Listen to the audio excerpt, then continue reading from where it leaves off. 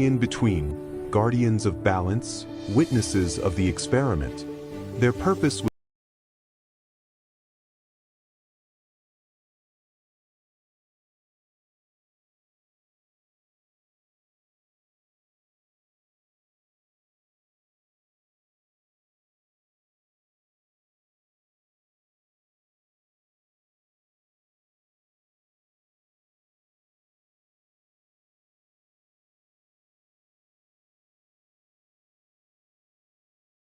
It was not an act of war. It was a decision. From the ancient heavens, the watchers observed the earth in silence. They were neither gods nor men, but something in between, guardians of balance, witnesses of the experiment. Their purpose was not to rule, but to observe, not to interfere, not to become involved. But the earth changed, and so did they. They saw a world prepared, purified after the Great Fall, ready for a new creation. They saw hidden laboratories, living machines, and the design of a humanity still unfinished. And for the first time, they felt something that was never written into their mandate: compassion. When they descended, the sky opened like a wound. They did not fall as meteors, but as conscious shadows. Their steps shook the land, and their presence altered the established order.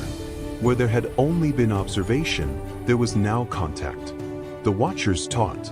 They revealed fire, numbers, agriculture, and writing. They raised structures, aligned stones, and measured the heavens. But with knowledge came desire, and with desire, transgression.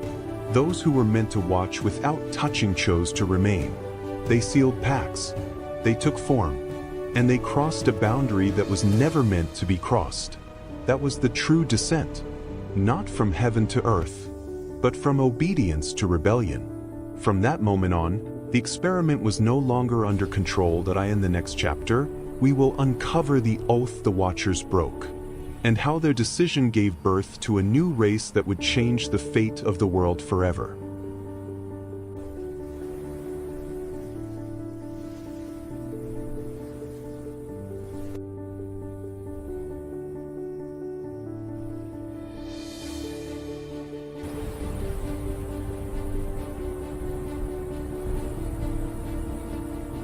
Before the first human breath, the earth was already alive. Its skies were different, its waters deeper, its land shaped by forces no longer present. Ancient creatures walked freely across vast continents, and ecosystems flourished without fear. There was order, but not human order, a balance designed long before humanity was imagined. Hidden beneath layers of stone and time, structures once stood where no civilization should have existed. Perfect angles, impossible geometry, traces of intelligence erased by catastrophe or intention. This world did not belong to Adam. It belonged to something older. Some believe the earth was a testing ground, a place where life was shaped, observed, and corrected. Failures were buried, successes refined. Extinction was not an accident. It was a reset. When the old world fell, its memory was sealed beneath oceans and sediment. What remained was silence and preparation. Only after the earth was emptied, only after the world was made obedient, did the next phase begin. And then humanity was introduced. In the next chapter, we will uncover who watched this ancient world fall, and why the earth had to be cleansed before Adapa was created.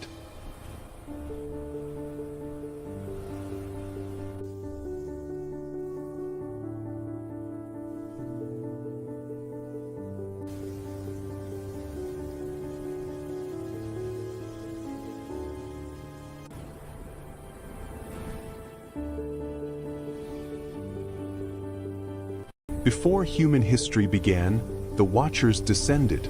Ancient, luminous beings carrying knowledge far beyond Earth, they observed a young and violent planet. Later texts would call them sons of God, but their mission was precise: to create a being capable of working, obeying, and adapting. Thus, Project Adapa was born. The Garden of Eden was their first testing environment. Not a paradise, but a closed system designed to control every variable. Stable climate, endless food, no predators, no scarcity, and above all, no choice. Adapa was introduced as the first successful hybrid. His body was perfected, but his mind was restricted. The Watchers understood that full awareness would introduce a dangerous variable, disobedience. Knowledge, therefore, was sealed away. The forbidden tree was not divine punishment. It was a switch, a point of access to moral awareness, self-consciousness, and the ability to question one's creators. One Watcher, later remembered as the serpent, recognized the flaw in the design. A being without knowledge could never evolve. Breaking protocol, he gave Adapa what was forbidden, awakening. The transformation was immediate. Adapa did not die. He thought, he felt, he feared, and he understood. Eden reacted like any laboratory when an experiment escapes control. The system shut down. Access was revoked. The expulsion was not a moral curse, but a permanent disconnection. Outside the garden, true humanity began. Labor, suffering, but also freedom. Project Adapa had failed. Or perhaps, it had succeeded in a way the Watchers never intended. In the next chapter, we will uncover what happened when some Watchers refused to leave Earth, and how their defiance reshaped the destiny of humankind forever.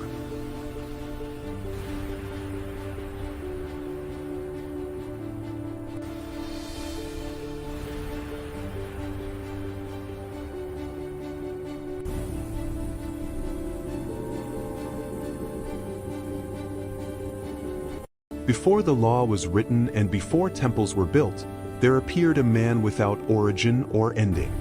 His name was Melchizedek, king of Salem and priest of the Most High God. He did not rise from a lineage, nor was his priesthood inherited. He came quietly, clothed in humility, yet carried an authority that silenced warriors and bent kings to reverence. Where others ruled by strength, he ruled by peace. When Abraham returned from battle, weary and stained by war, Melchizedek met him, not with weapons, but with bread and wine. In that simple offering was a blessing older than sacrifice, a covenant before blood was demanded. And Abraham, father of nations, bowed his head and offered a tenth, recognizing a priesthood greater than his own promise. Then, as suddenly as he appeared, Melchizedek vanished.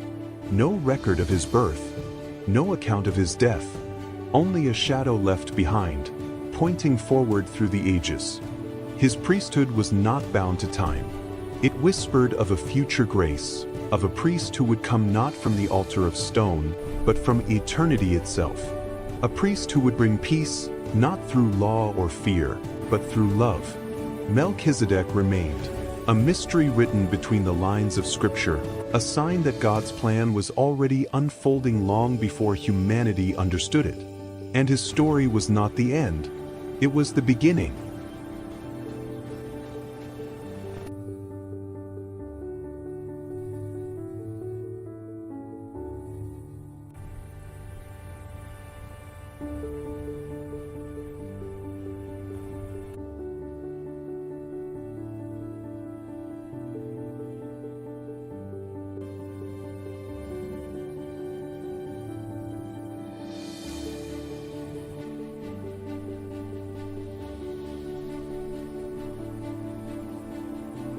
In an age before temples of stone and doctrines of power, Jesus spoke words not meant for crowds, but for those who dared to awaken.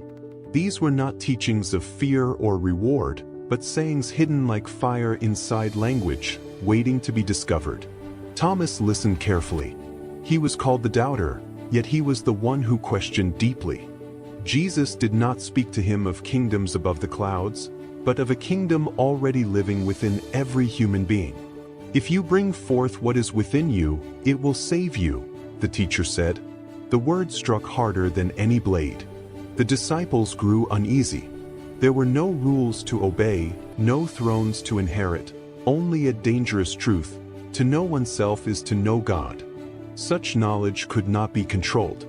Jesus walked among stones and trees, pointing to the ordinary world. Split a piece of wood and I am there. Lift a stone and you will find me. Creation itself became sacred scripture. These teachings were whispered at night, written in secret, and buried beneath sand and silence.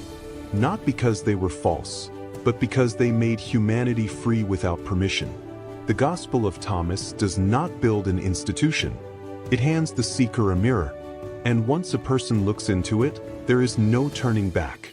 In the next chapter, we will descend deeper into the forbidden texts that history tried to erase, and uncover why their truth was feared. The kingdom is within you, hidden like a seed in the sand.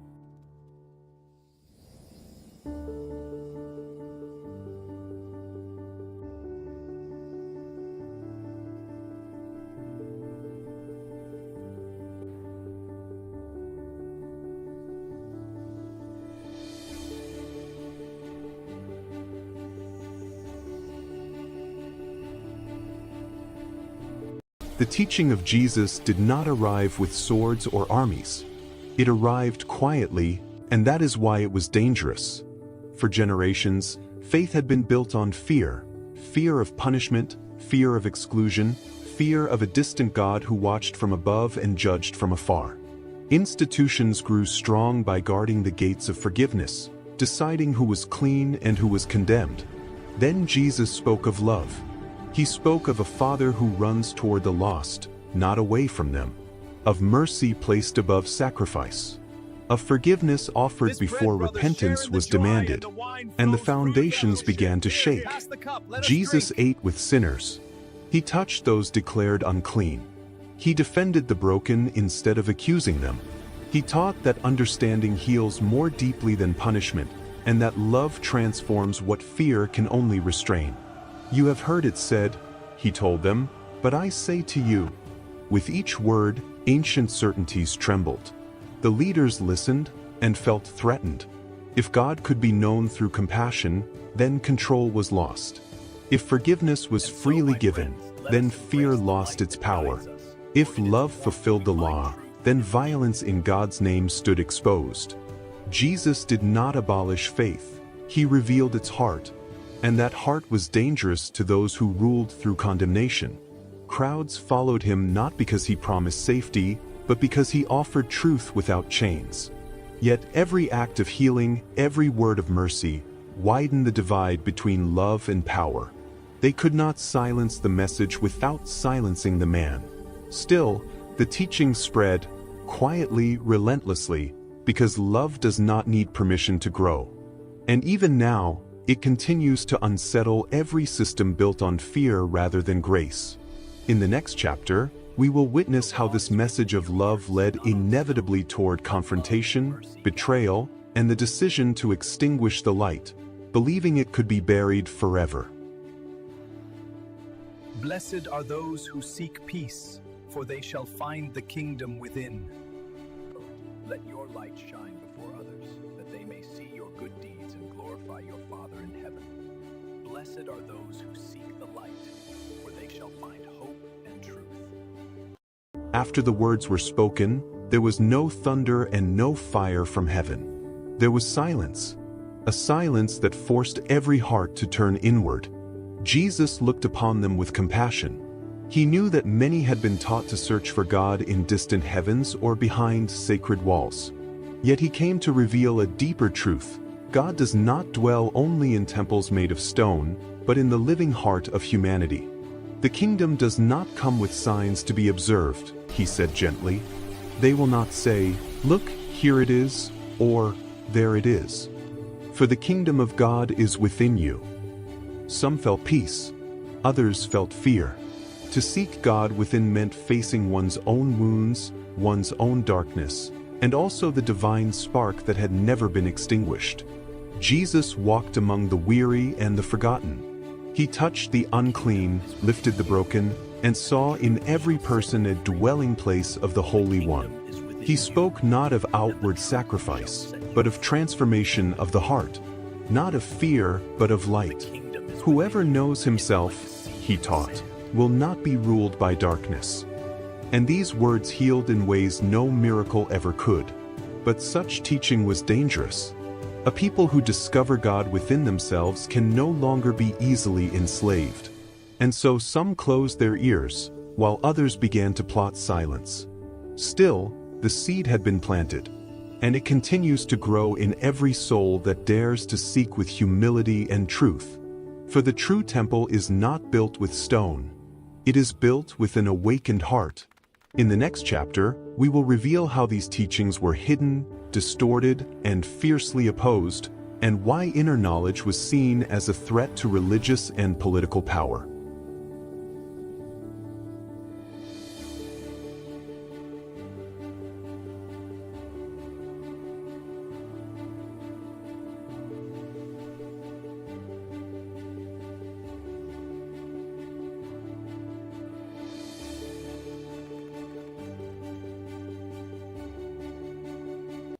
The Maya, echoes of time. Deep within the Mesoamerican jungle, where morning mist rises and the calls of unseen birds break the silence, lies the legacy of a civilization that defied time, the Maya. They were not merely builders of stone. They were architects of the cosmos. Their cities were raised in harmony with the heavens. Pyramids aligned with the movements of the sun, the moon, and Venus. Every stairway, every temple, every shadow cast across stone carried both scientific precision and sacred meaning. While much of the ancient world struggled to measure time, the Maya mastered it. They predicted eclipses, charted planetary cycles, and understood time not as an end, but as an eternal transformation.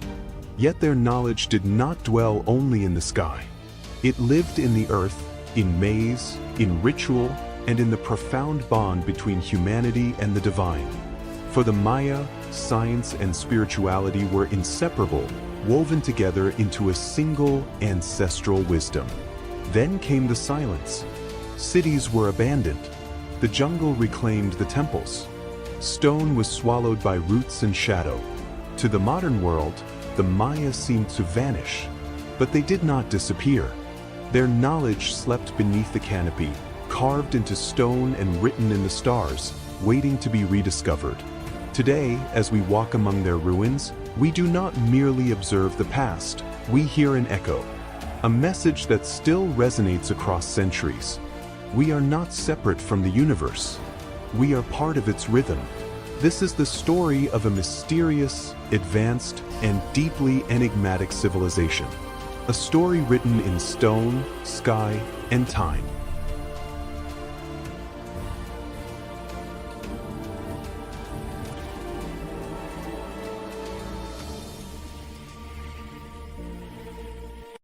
It began within hours. In Caracas, the dead rose and the city collapsed. Streets flooded with zombies, buildings burned, and screams were swallowed by smoke. No local force could stop the spread. From the sky, cutting-edge military helicopters tore through the clouds. Elite U.S. forces deployed into the city, turning avenues and plazas into war zones. Gunfire echoed endlessly, yet the zombies kept advancing. As night consumed the capital, one truth became undeniable. Caracas could no longer be saved, only contained. When the helicopters pulled back, a final message remained clear. Caracas was not the end. It was the beginning.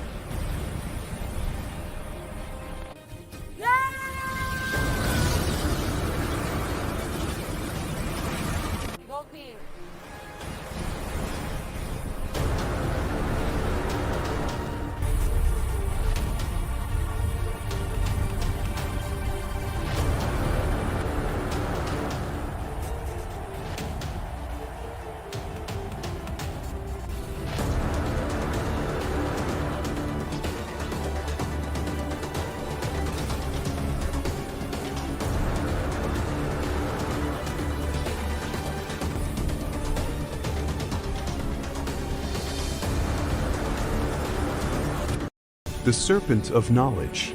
Before humanity, there was an experiment beneath what would later be called paradise. Hidden behind living walls of light and code, the Anunnaki built a high-security biological laboratory. They did not pray. They did not worship. They engineered. Inside a glowing incubation chamber, subject Adapa took his first breath. His DNA was not purely human. It carried fragments of something ancient and foreign, celestial code woven into flesh. He was the first successful hybrid, designed for strength, obedience, and labor. But something went wrong. Or perhaps something went right. Among the creators, division grew. Some demanded control and submission. Others feared what they had awakened. And then Enki arrived. He moved silently through the lab, serpent-like symbols flowing around him, his eyes filled with knowledge rather than judgment. Later generations would call him the serpent. Not a demon, but a scientist. A rebel. They made you to serve, Enki whispered as he altered Adapa's genetic sequence. I will give you the power to understand. When knowledge was released, alarms shattered the stillness. The overseers descended in fury. Eden was sealed. Memories were fractured. Fear was implanted deep into the human mind as a control mechanism. They would later call it original sin. But it was never a sin. It was a forbidden upgrade. Humanity was cast into the world, confused, vulnerable, yet carrying an unerasable spark, consciousness. A memory buried deep in DNA, echoing through myths, dreams, and sacred texts. And the serpent disappeared, or so we were told. Because Project Adapa was never terminated. It was hidden, rewritten, disguised as scripture. And now, it is awakening again. In the next chapter, we will continue uncovering the forbidden archives of Project Adapa, revealing who the Watchers truly were, why the giants were born, and what role humanity still plays in an experiment that never ended. The question is no longer who created us, but why they are still watching.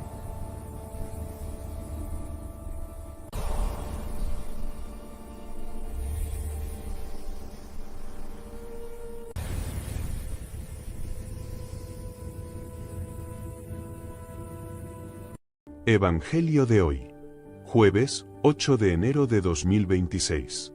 Lucas 4, 14 a 22.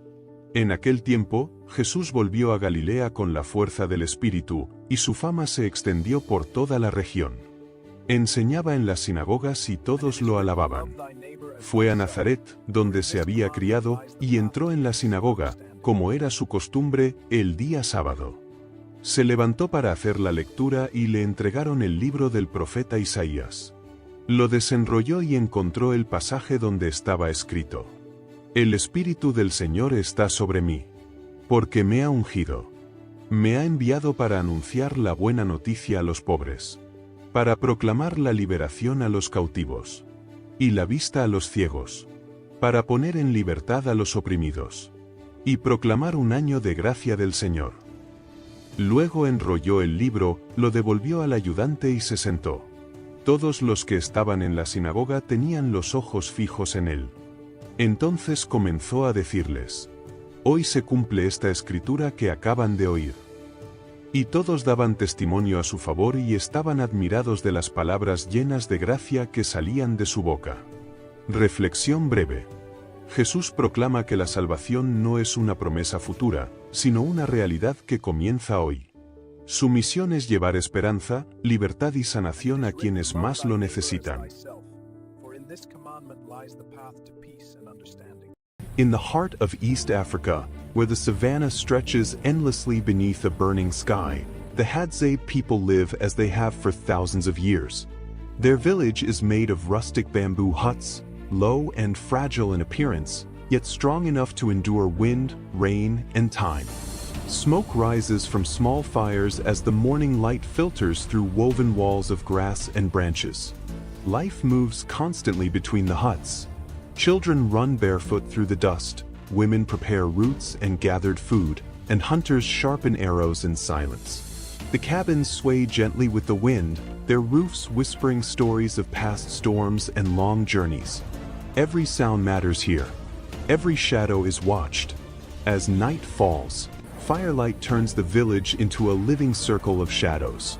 The huts glow softly, and elders speak in low voices while sparks rise toward the stars. Beyond the fragile walls, the savannah listens. Lions roam in the darkness, and danger is never far. When storms arrive, the village bends but does not break. Rain pounds the bamboo roofs, wind shakes the walls, and families gather close inside the huts. Survival is shared. Fear is silent.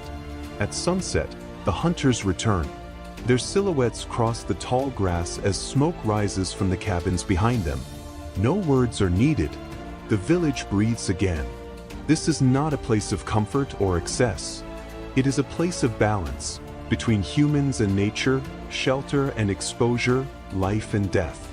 Here, among bamboo huts and endless plains, the Hadzabe endure, guarding a way of life the modern world has nearly forgotten.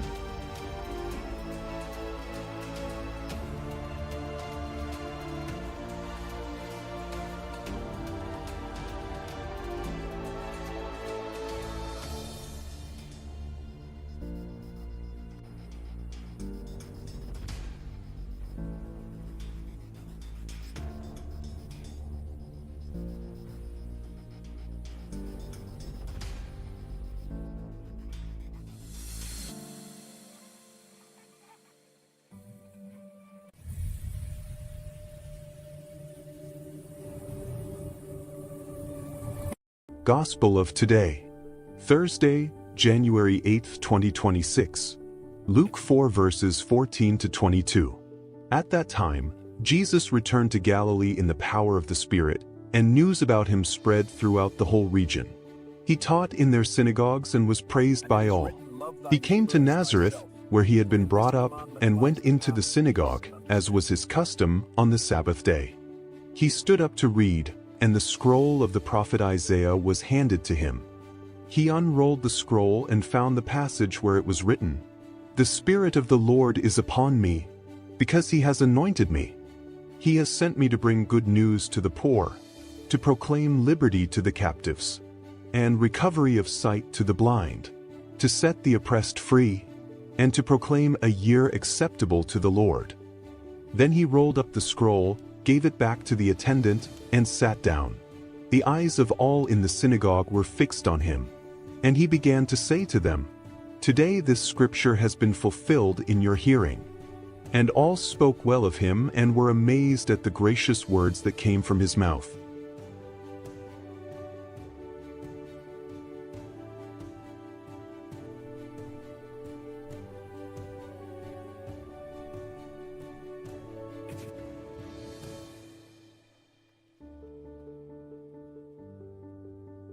And it is written, "Love thy neighbor as thyself," for in this commandment lies the path to peace and understanding.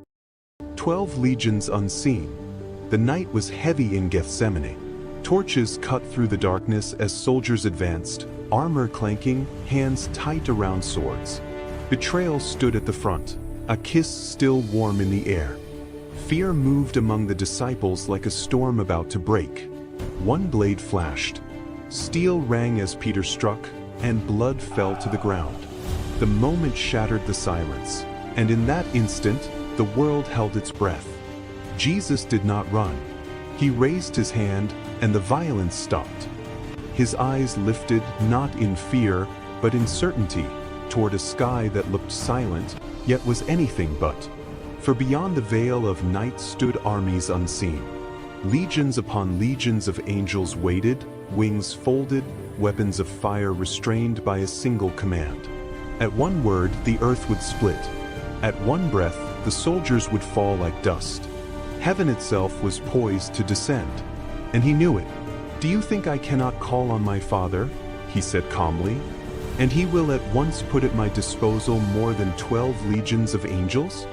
The soldiers laughed, unaware how close they stood to annihilation. But no command came. The angels did not move. Power chose restraint. Authority chose surrender.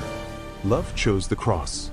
Jesus lowered his hand and stepped forward, allowing himself to be bound, not because he was weak, but because he was obedient. Not because heaven was silent, but because heaven was waiting. The angels watched as their king was led away. And the universe learned a truth greater than force. The greatest power is not the ability to destroy, but the strength to save at any cost.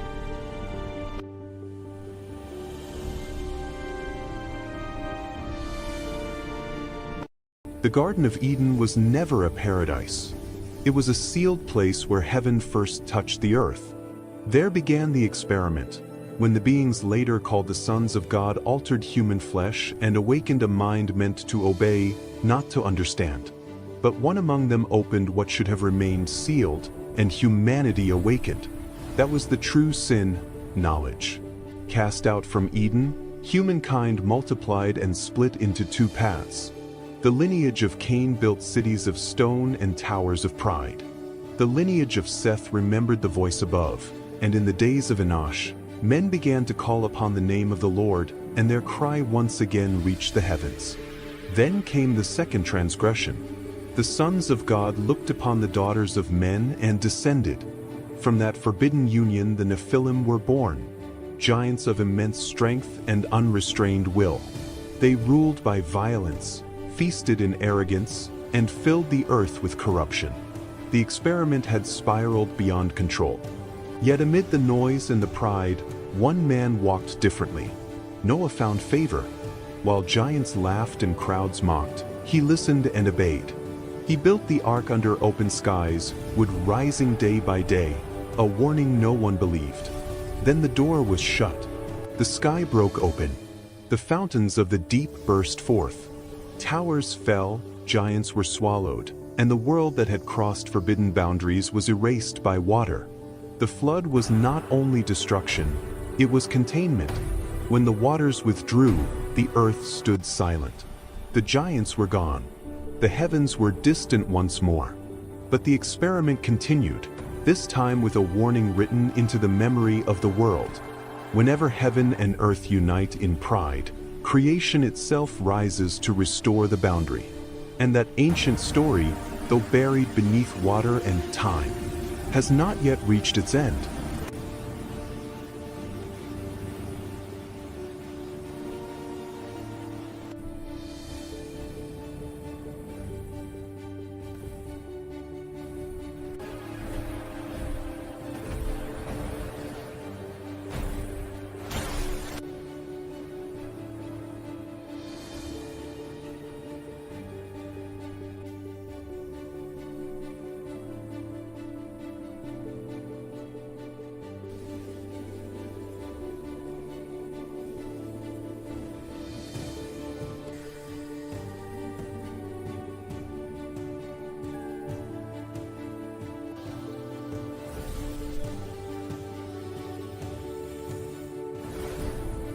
The Battle of the Archangel Gabriel. In Babylon, the prophet Daniel prayed with a troubled heart. He fasted, seeking answers for his people, and for days the heavens seemed silent. But the silence was not absence. It was war. From the moment Daniel began to pray, God answered and sent the Archangel Gabriel with a divine message. Gabriel descended through the heavens, carrying revelation and truth, but he was stopped. In the unseen realm, the prince of Persia rose against him, a powerful ruler of darkness. Their clash shook the heavens, light against shadow, obedience against rebellion. For 21 days, the battle raged, mirroring Daniel's fasting on earth. When the resistance could not be broken, heaven intervened. The Archangel Michael, commander of God's armies, descended with unstoppable authority. With a single strike, he shattered the hold of the Prince of Persia and opened the way. Freed, Gabriel continued his mission and appeared before Daniel, radiant and strong. From the first day you set your heart to understand and humbled yourself, your prayer was heard. Yet the war was not finished. As Gabriel prepared to return, he warned that another power waited in the shadows, the Prince of Greece, a coming darkness tied to future kingdoms. The message had been delivered. The prayer had been answered. The battle continued. For every time the faithful pray, heaven moves, angels fight, and though unseen by human eyes, no prayer is ever ignored.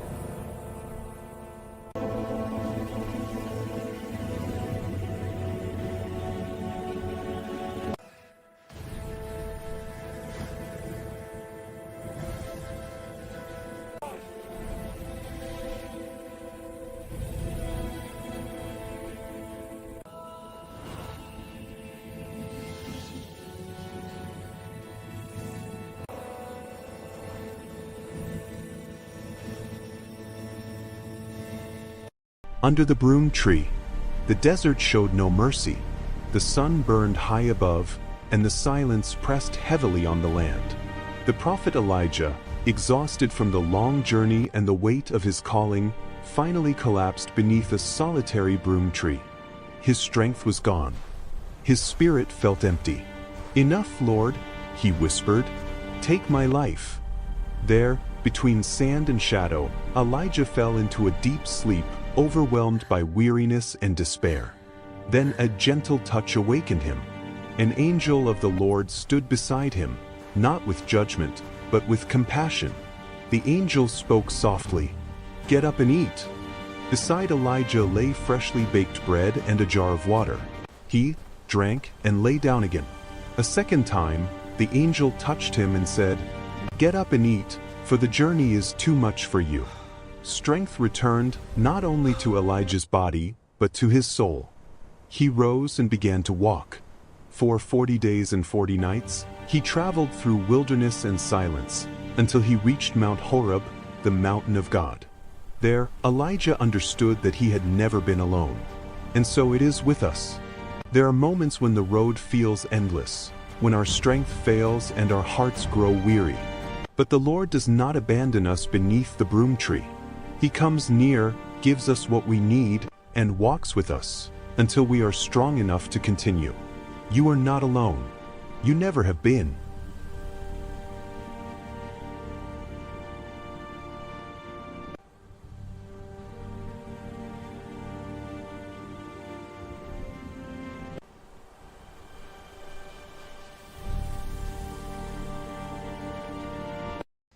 The forest knows you are here. I didn't come to hurt anyone. That is what they all say.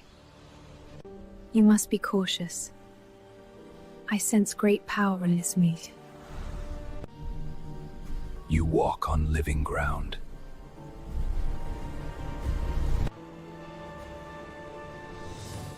We are not separate from this world. Weapons hot, eyes open. This planet is watching us. Sir, the ground is glowing. You walk on living ground, metal beings. We're not here to fight. Captain, they're everywhere. Your fear shines louder than your weapons. This planet reacts like a nervous system. Then we're cutting deep. The sky invaders do not listen. Then the world must answer. I was trained to destroy, not to feel this. Now you hear the planet breathe. Command orders full strike. There are villages out there! Defend the heart! They're everywhere! You have killed a memory older than your stars. Call it off. We finished the mission. I choose life. The Cyclops is the giant with a single eye. A colossal creature born from ancient myth, brute force, and isolation.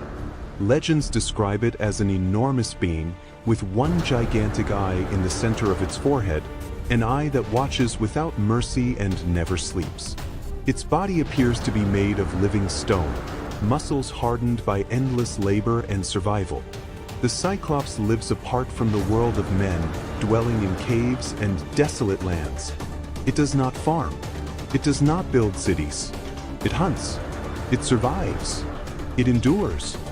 Feared by humans and gods alike, the Cyclops represents power without law, strength without civilization. Yet it is not a mindless beast. It knows fire. It forges. remembers. In ancient times, the Cyclops was both monster and craftsman, creator of legendary weapons, master of iron and thunder. Its single eye symbolizes brutal focus, seeing only what stands before it, prey, threat, or challenge. The Cyclops is not evil by nature. It is ancient, it is alone, and it is unstoppable. Saving your friend in a zombie apocalypse during a journey through the pyramids of Egypt. The scorching sun hangs over the pyramids of Giza as your journey turns into a nightmare. What was once a place of wonder becomes a battlefield when the dead rise from ancient tombs. Mummified zombies, wrapped in torn linen and covered in sand, emerge from hidden chambers beneath the pyramids. Your friend is separated from you inside a collapsing passageway beneath the Great Pyramid. Their voice crackles through the radio, filled with fear. You rush through narrow corridors lined with hieroglyphs, using torches and flares to light your way as shadows move along the walls. Zombies pour from secret tunnels. You push fallen stone blocks, slide down sand-covered ramps, and seal doors just long enough to survive. Deep inside the pyramid, you find your friend trapped near an open sarcophagus as the ceiling begins to collapse. You pull them free and run. Stone crashes behind you, burying the undead in dust and darkness. Together, you escape into the open desert as night falls. Under the moonlight, the pyramid stands silent, ancient witnesses to yet another apocalypse. You survived because you never left your friend behind.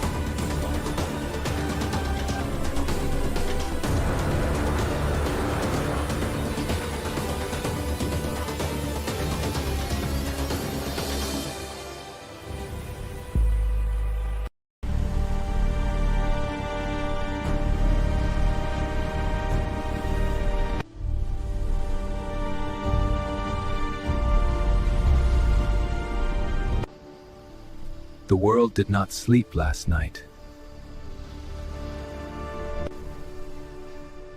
It feels pain and anger. Sir, the terrain is reacting to us. Ignore it. Keep moving. When the ground glows red, the world is warning us.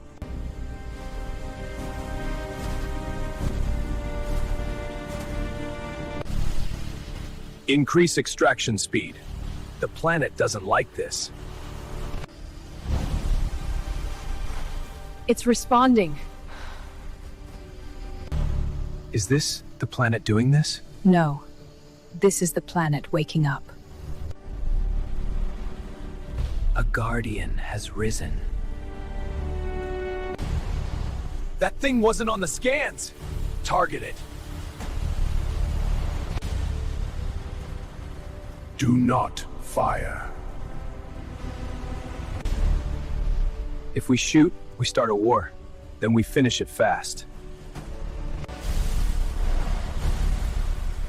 You were warned.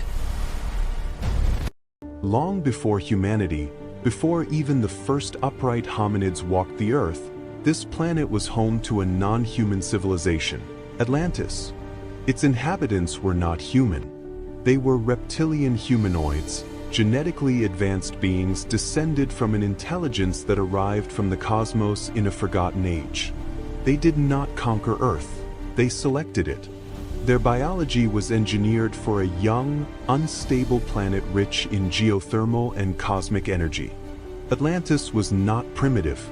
It was futuristic even by modern standards.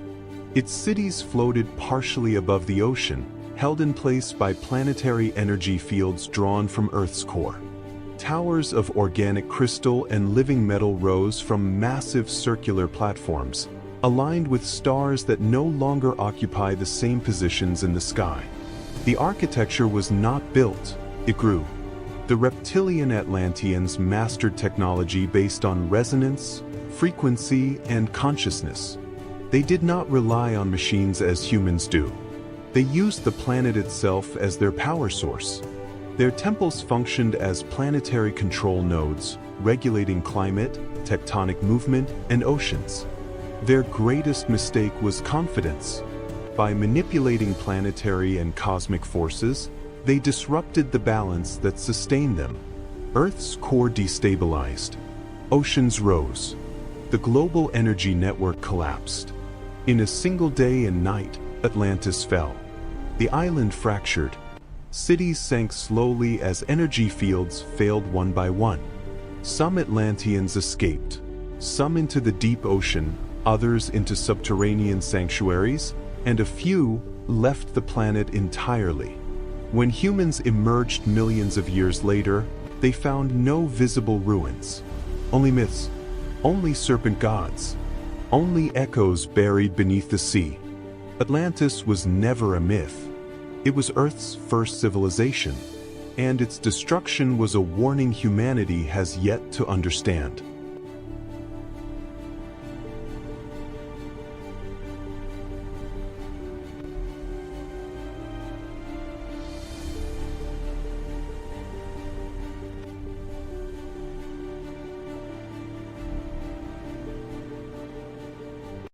Before he became a hero, Hercules was marked by the hatred of the gods.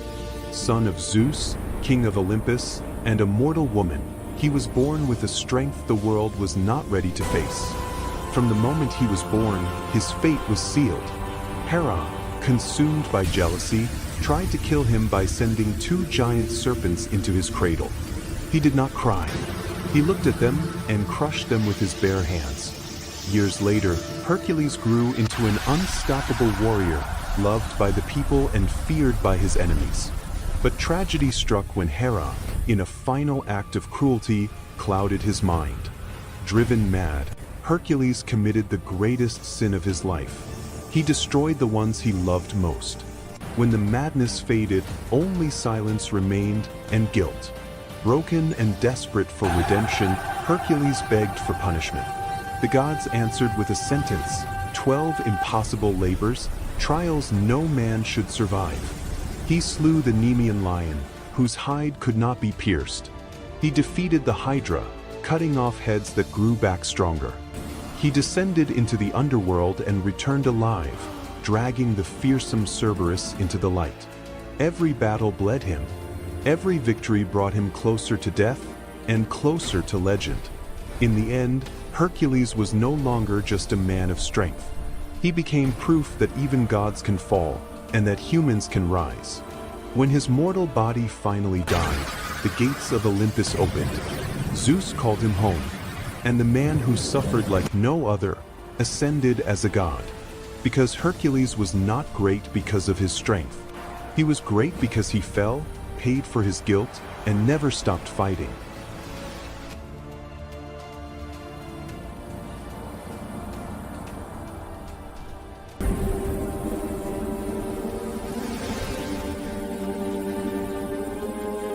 In an age ruled by corrupt kings and false gods, Elijah appeared without warning, no royal blood, no army at his side. He stood before King Ahab with a voice that burned like fire and spoke an impossible judgment. There will be no rain or dew except at my word. And the sky obeyed. The land cracked. Rivers dried. Fear spread through the kingdom. While the people searched for answers, Elijah vanished into the wilderness. There, when food and water no longer existed, God sustained him through ravens, bringing bread and meat day after day. Faith became survival. But the greatest test was yet to come. On Mount Carmel, Elijah stood alone against 450 prophets of Baal. One man versus hundreds. Two altars. Two gods. One eternal question. Who is the true God? The false prophets shouted, danced, and cut themselves, but nothing happened. Silence. Then Elijah rebuilt his altar, soaked it with water, when water was more precious than gold, and prayed once. Fire fell from heaven. Flames consumed the sacrifice, the stones, and even the dust. The people fell to their knees. Power was exposed. Truth was undeniable. Yet even after victory, Elijah faced fear, exhaustion, and despair. He fled, hid in a cave, and asked to die. And there, God did not come in the earthquake, or the wind, or the fire, but in a gentle whisper. Elijah learned that true strength does not always roar. Sometimes, it guides quietly. His story did not end in death. It ended in ascension. A chariot of fire descended from the heavens, and Elijah was taken alive, wrapped in flame and wind, leaving behind a legacy that still burns. Elijah was not just a prophet. He was a warning, a voice against power, a man who walked between heaven and earth, and was claimed by heaven itself.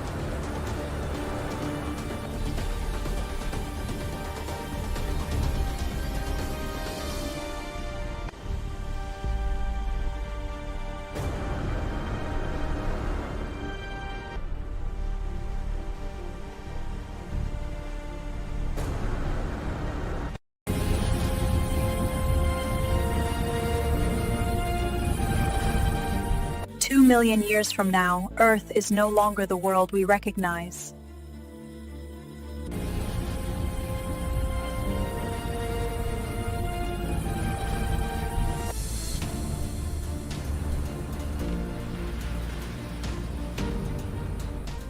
In scorched deserts, colossal creatures evolved to survive extreme heat and radiation.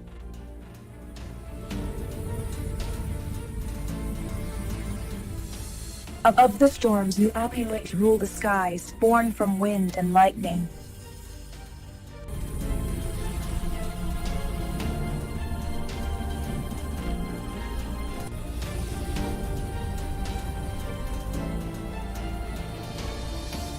In the darkest oceans, life grew larger, slower, and more ancient than ever before.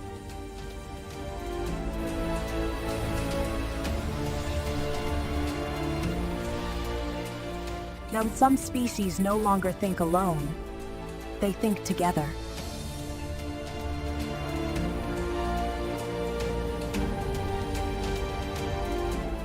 This is science fiction. This is time. Given time holds.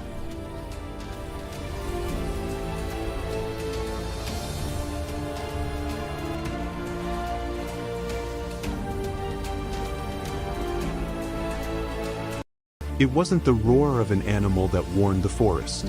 It was the sound, a deep, unnatural buzzing, low, heavy, mechanical, like the air itself was being torn apart. Scientists detected it first through acoustic sensors. Then the beekeepers found the hives, silent, torn open, empty. Thousands of bees lay scattered on the ground, decapitated. There was no struggle.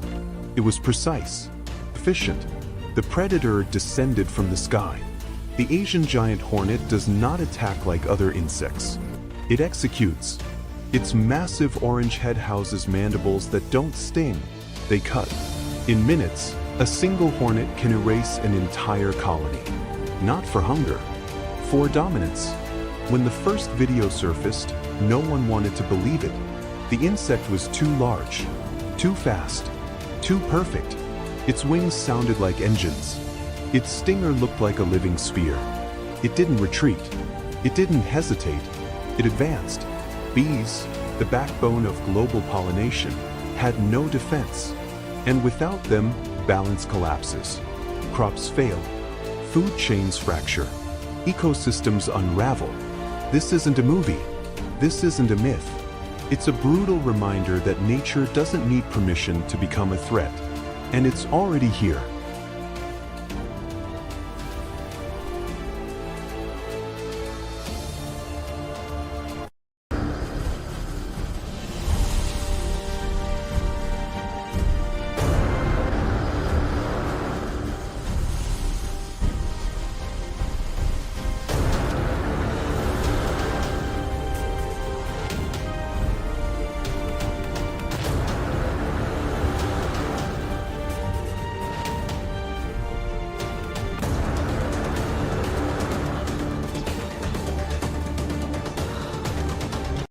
The creatures left outside the ark.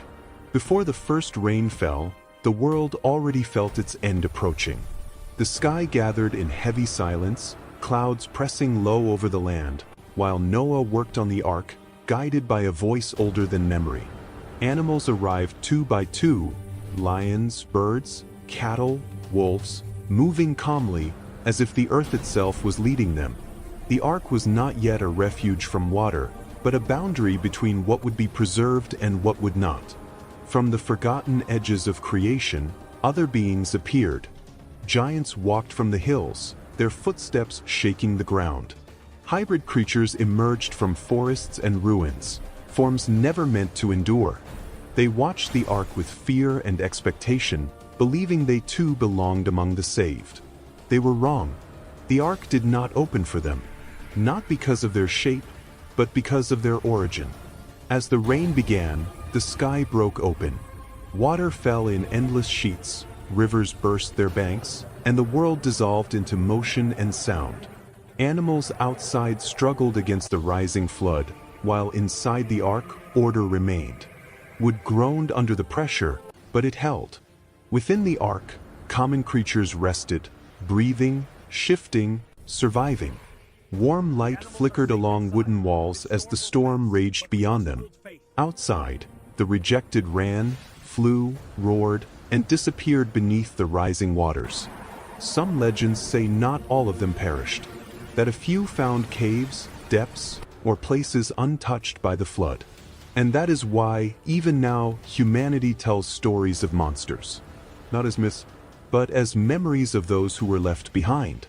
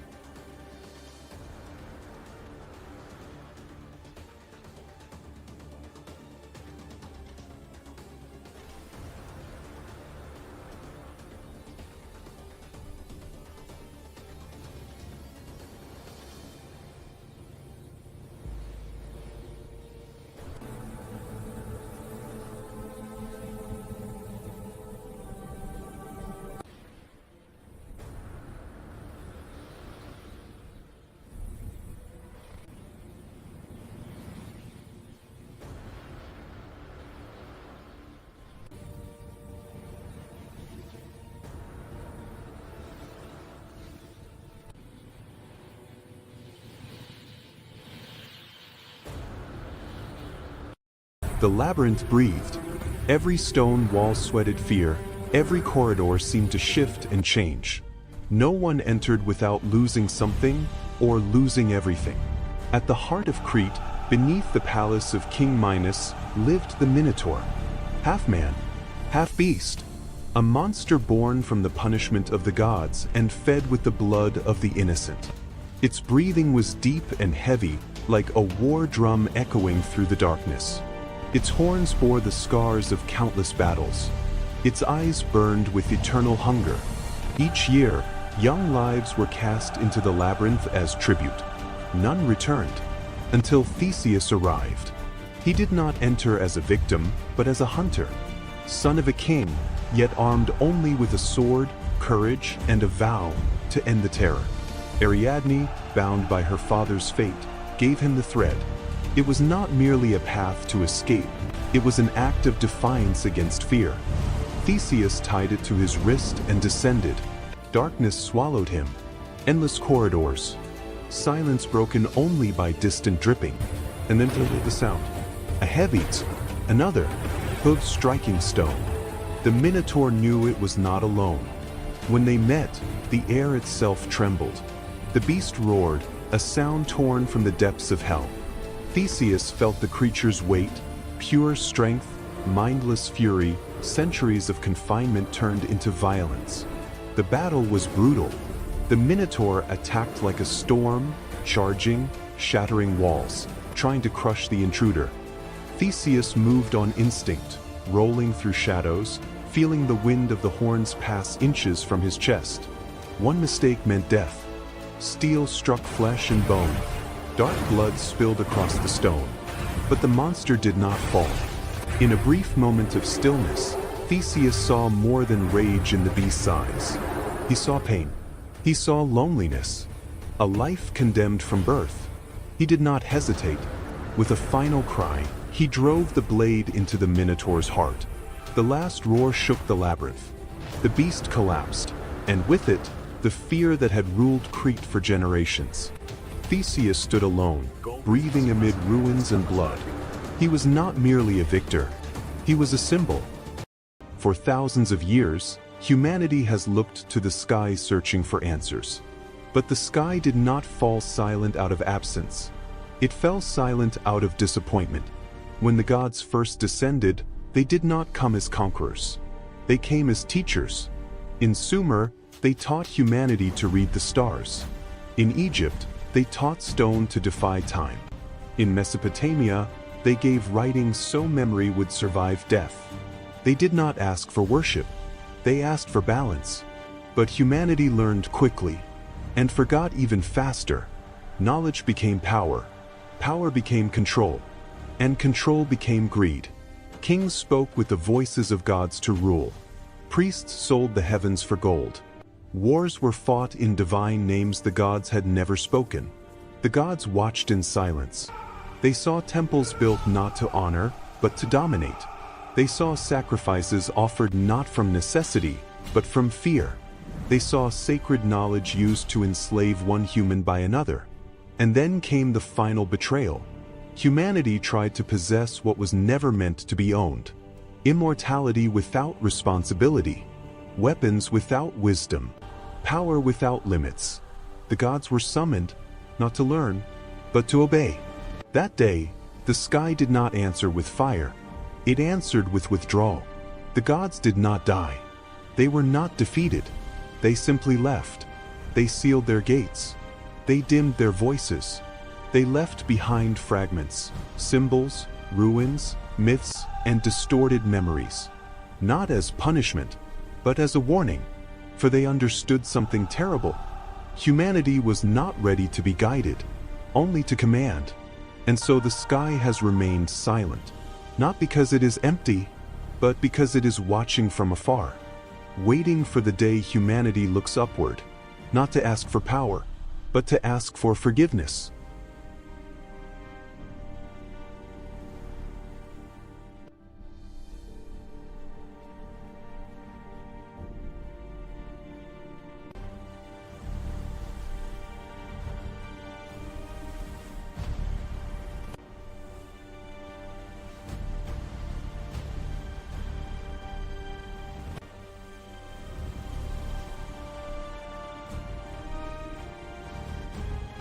The Garden of Eden was never a paradise.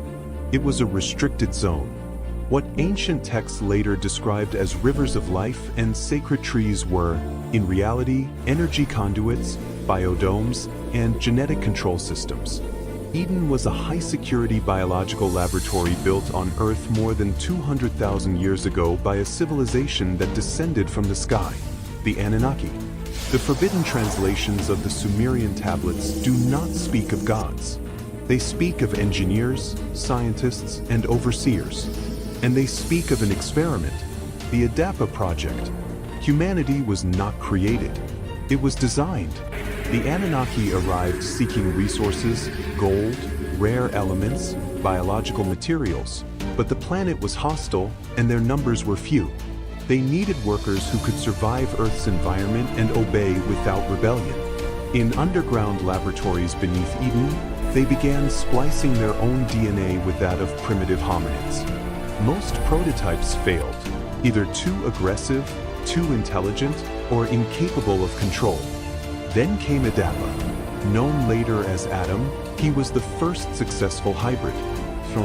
Intelligent, curious, but his genetic code contained a deliberate limitation, a neural restriction that suppressed independent thought, curiosity, and defiance. Fear was embedded into his biology. Adapa was not born free. He was programmed. The serpent. Not all Anunnaki agreed with the project. Enki, the chief geneticist, discovered something unexpected within the human genome. dormant potential. If fully activated, humans could surpass their creators in creativity, adaptability, and consciousness. But that potential had been intentionally locked. Enki questioned the morality of enslaving an entire species. His solution was subtle, hidden, symbolic, what later myths would call the serpent. Enki did not offer evil. He offered knowledge. Through a genetic intervention, he reactivated suppressed neural pathways in Adapa and the first female hybrid, later called Eve. Self-awareness emerged. Choice appeared. For the first time, humans understood they were not God's children, but property. The true original sin. The moment humanity became self-aware, Eden's systems detected a breach. Alarms activated. Energy barriers ignited. The Anunnaki Council declared the experiment compromised. This was later remembered as original sin. Not disobedience, but awakening. To prevent rebellion, the Anunnaki initiated an emergency genetic rollback. Shortened lifespans, amplified fear responses, emotional dependency, and a deep psychological need to worship higher beings. Humans were expelled from Eden not as punishment, but because the laboratory was no longer secure.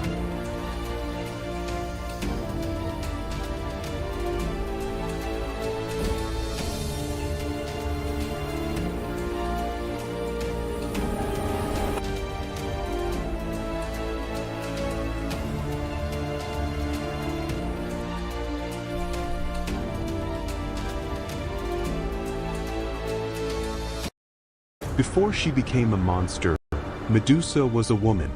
In ancient Greece, when gods walked among mortals and divine decisions shaped human destiny, Medusa was known for her extraordinary beauty. Her hair shone like gold in the sunlight, and her presence inspired admiration, not fear. She was a young priestess in the temple of Athena, goddess of wisdom and justice, bound by a vow of purity and devotion. But the gods did not always protect the innocent. Poseidon, god of the sea, desired Medusa. One night, inside Athena's sacred temple, he violated her. The crime took place where holiness should have guaranteed safety.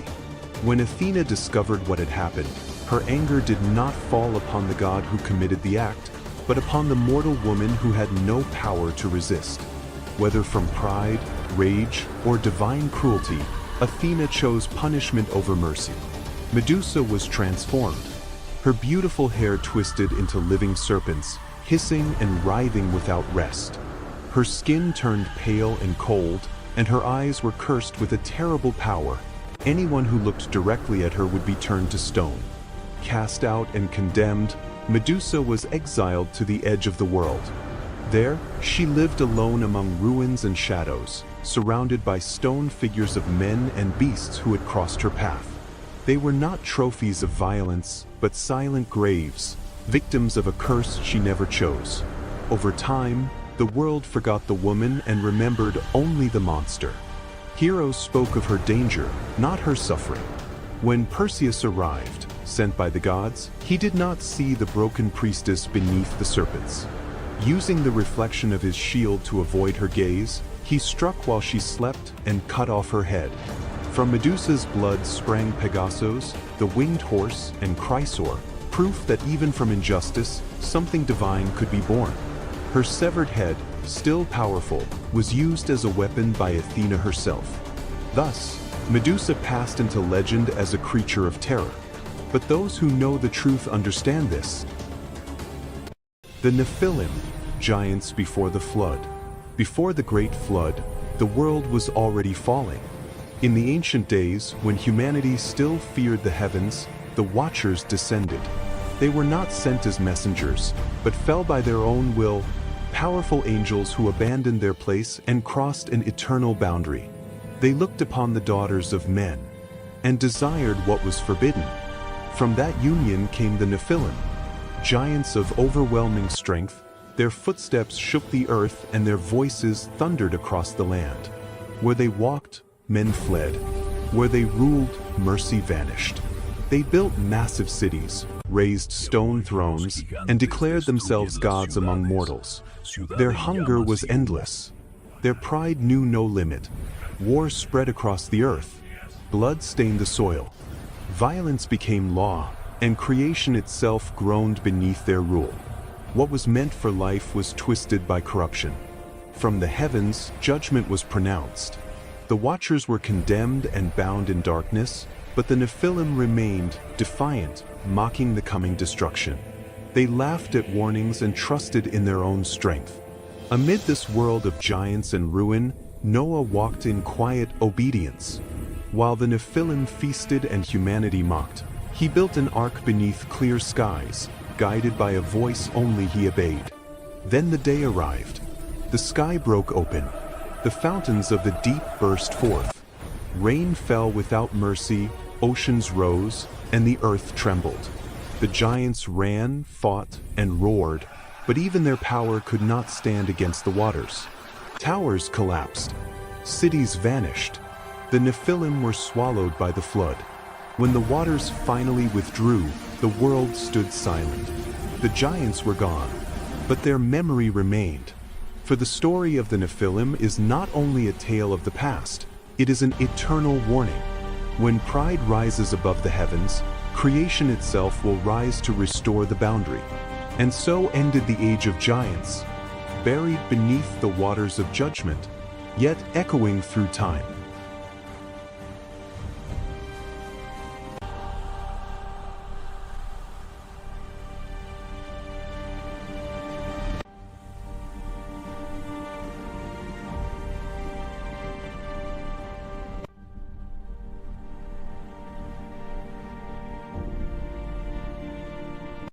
The story you know was not passed down intact.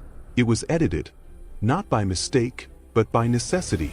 From the beginning, there were texts that could not survive because they did not teach obedience, but awakening. They spoke of an inner kingdom, of a divinity without temples or intermediaries, and that made them dangerous. In those writings, Jesus was not a distant figure. He laughed, doubted, walked among a few, and asked for silence, not worship. He said the truth was not in the heavens, but within the human being. A message like that could serve no empire. The most feared text carried the name of Judas. There was no betrayal in it, only obedience. Someone had to carry the hatred so the story could function. If that gospel were revealed, the cross would lose its mystery, and faith would lose its most powerful weapon, guilt. Another writing spoke of a woman whose voice was erased, not as a sinner, but as the disciple who understood what others could not. Her knowledge united body and spirit, equality and freedom. That is why her name was stained and her message buried. A woman holding truth was an intolerable threat. Banning the texts was not enough. They were hunted, burned, traced. Libraries turned to ash, and those who knew too much learned to remain silent. God was not being protected, only a convenient version of him. Centuries later, in a desert cave, a monk found what was never meant to exist. Reading it, he understood that those writings did not destroy faith, but the fear that sustained it. He could not save them all. Some he burned, others he buried, knowing that truth does not die, it waits. Today, only fragments remain. Broken ideas, whispers. They promise neither heaven nor punishment, but something far more dangerous, freedom. And perhaps that is why the forbidden gospels never fully disappeared. They were never meant to be worshipped, only remembered by those brave enough to read between the lines.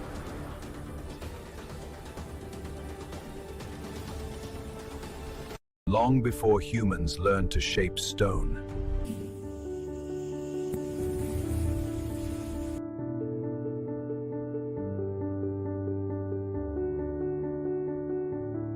Long before humans shaped stone, another species may have shaped the world.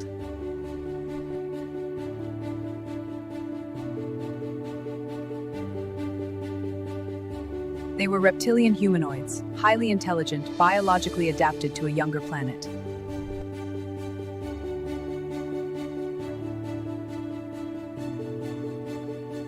Their minds evolved alongside the planet itself, calm, deeply aware of nature.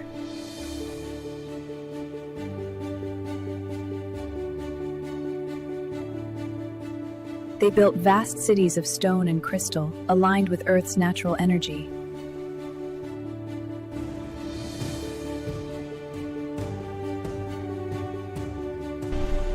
Their technology didn't dominate nature, it synchronized with it.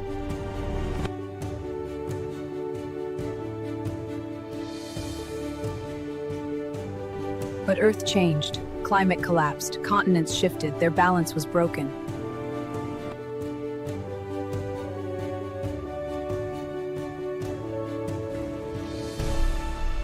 They chose preservation over survival and vanished from the surface.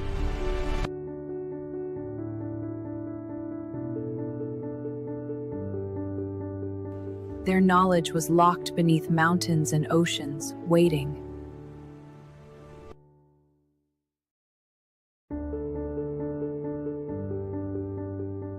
And millions of years later, humanity arrived, unaware it walked on a forgotten world.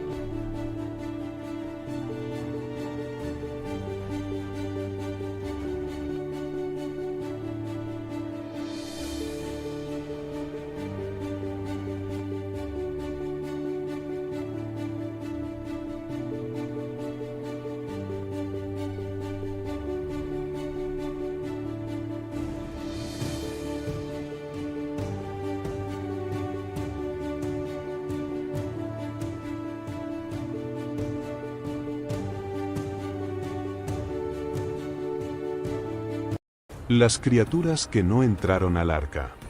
Cuando el cielo aún no había llorado su primer diluvio, el mundo ya temblaba. Las nubes se reunían como ejércitos y la tierra sentía que algo definitivo estaba por ocurrir. Noé construía el arca en silencio, siguiendo una voz que no pertenecía a este mundo. A su alrededor, los animales llegaban en pares, obedientes, guiados por un instinto antiguo. Pero no todos fueron llamados. Desde los rincones olvidados de la creación comenzaron a aparecer otras criaturas. Los rechazados. Primero llegaron los Nefilim, gigantes de sangre mezclada, hijos de dioses antiguos y humanos. Su sombra cubría la tierra. Intentaron subir al arca, convencidos de que también eran parte de la creación. Pero el arca no se movió. La madera crujió y permaneció cerrada. Luego surgieron las quimeras, cuerpos de león, serpiente y ave, rugiendo de miedo más que de furia. Suplicaron con ojos que nunca habían conocido la compasión. El viento respondió por Noé, no había lugar para ellas. De los bosques emergieron los hombres bestia, licántropos, sátiros, criaturas nacidas del caos y la avaricia humana. Ellos no fueron creados para preservar la vida, sino para deformarla.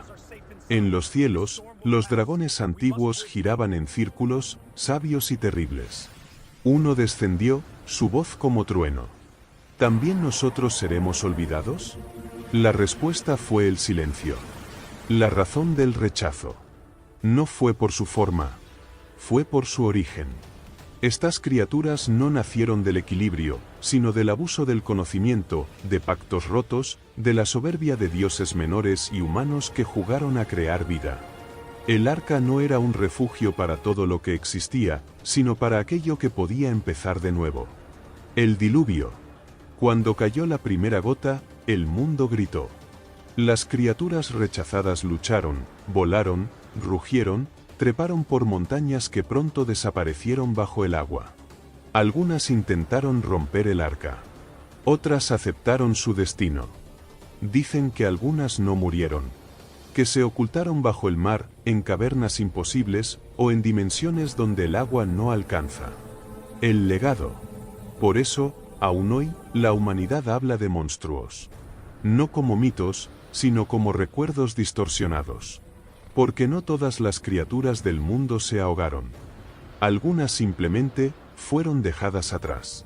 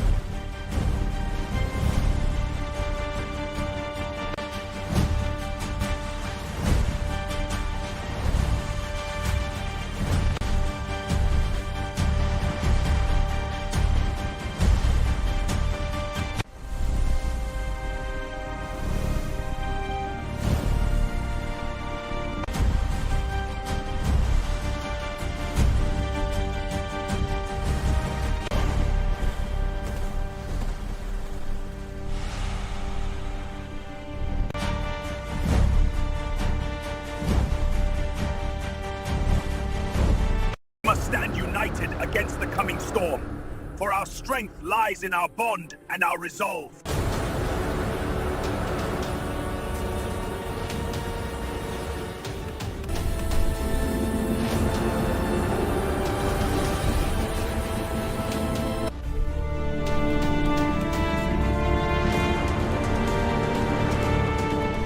En el corazón de África Oriental, donde la sabana respira fuego y polvo, vive el pueblo Agzabe, una de las últimas tribus cazadoras-recolectoras del planeta.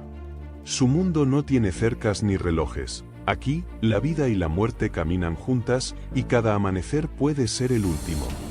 Cuando el sol aún no rompe el horizonte, los cazadores Agzabe se levantan en silencio. Sus cuerpos están marcados por cicatrices antiguas, recuerdos de encuentros con hienas, búfalos y leones. No cazan por gloria ni por deporte. Cazan para sobrevivir. Sus arcos de madera curvada y flechas envenenadas son simples, pero letales, herencia de miles de años de conocimiento transmitido de padre a hijo. El león, rey de la sabana, no es un mito para ellos. Es un enemigo real. Cuando un león comienza a acechar los campamentos, atacar niños o robar presas, la tribu sabe que debe actuar. No hay miedo visible, solo respeto. Antes de la caza, los ancianos murmuran palabras antiguas, pidiendo permiso a los espíritus de la tierra. Matar a un león no es victoria, es sacrificio. La persecución es brutal. Horas bajo el sol abrasador, siguiendo huellas casi invisibles entre la hierba alta. El viento decide la vida. Si cambia, el león atacará. De pronto, el rugido rompe el aire. El suelo tiembla. El animal emerge como una sombra dorada, músculos tensos, ojos de fuego. Un segundo de error significa la muerte. Las flechas vuelan. El veneno hace su trabajo lentamente. El león lucha, ruge, cae. El silencio vuelve a la sabana. No hay celebración. Solo respeto. El cuerpo del león es honrado, nada se desperdicia. La tribu sabe que hoy sobrevivió, pero mañana la sabana volverá a exigir su precio. Así viven los Agzabe, entre el filo de la lanza y la mirada del depredador, recordándonos que hubo un tiempo, y aún existe, en que el ser humano no dominaba la naturaleza, sino que negociaba con ella cada día su derecho a seguir vivo.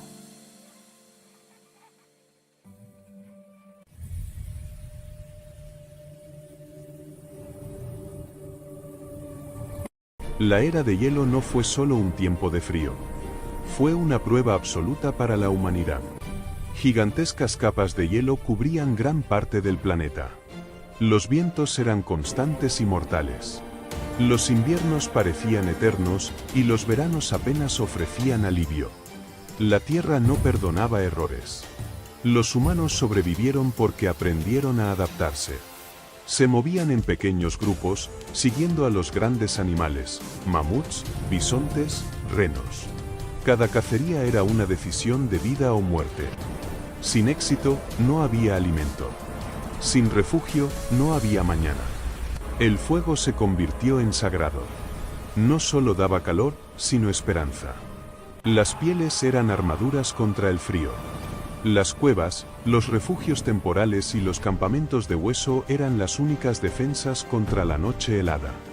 Pero el mayor peligro no era el clima. Eran los depredadores. Leones cavernarios, lobos gigantes y osos de cara corta competían por las mismas presas. El ser humano no era el más fuerte ni el más rápido. Sobrevivió porque cooperó, porque comunicó, porque planeó. Durante la noche, las historias mantenían viva la memoria del grupo. Enseñaban rutas, advertían peligros y transmitían conocimiento. Así nació la cultura, como una herramienta de supervivencia. La era de hielo moldeó al ser humano. Lo hizo resistente. Lo hizo ingenioso. Y lo preparó para heredar la tierra. Fear will kill more than the dead. We move together. No one fights alone.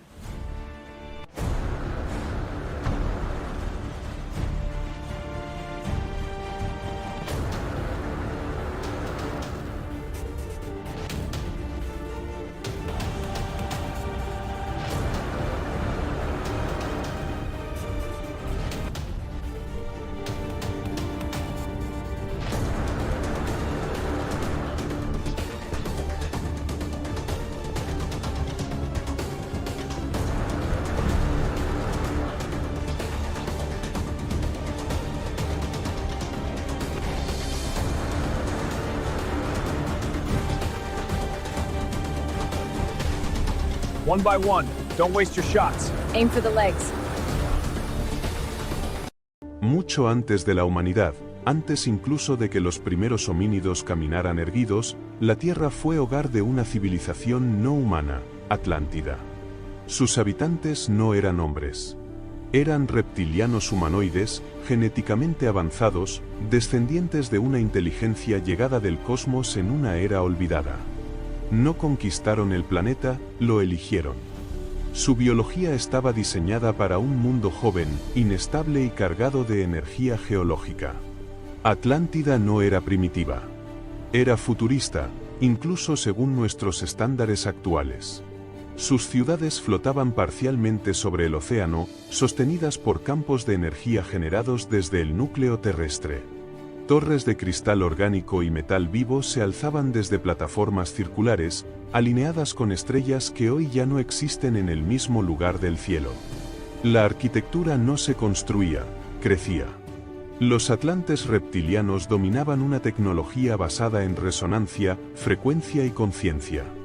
No usaban máquinas como las nuestras. Usaban la Tierra misma como fuente de poder. Sus templos funcionaban como nodos energéticos planetarios, regulando clima, placas tectónicas y océanos. Pero su mayor error fue la confianza. Al manipular fuerzas planetarias y cósmicas, alteraron el equilibrio que los mantenía con vida. El núcleo se volvió inestable. Los océanos comenzaron a elevarse. La red energética colapsó. En un solo día y una sola noche, Atlántida cayó. La isla se fracturó. Las ciudades se hundieron lentamente mientras los campos de energía fallaban uno por uno. Algunos atlantes lograron escapar, unos hacia las profundidades del océano, otros hacia refugios subterráneos, y unos pocos dejaron el planeta. Cuando los humanos aparecieron millones de años después, no encontraron ruinas visibles. Solo mitos. Solo dioses serpiente. Solo un recuerdo enterrado bajo el mar. Atlántida no fue un mito. Fue la primera civilización de la Tierra. Y su caída fue la advertencia que nadie escuchó.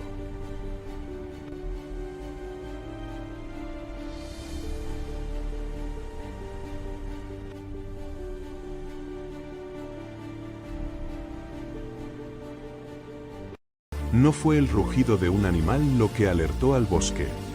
Fue el sonido.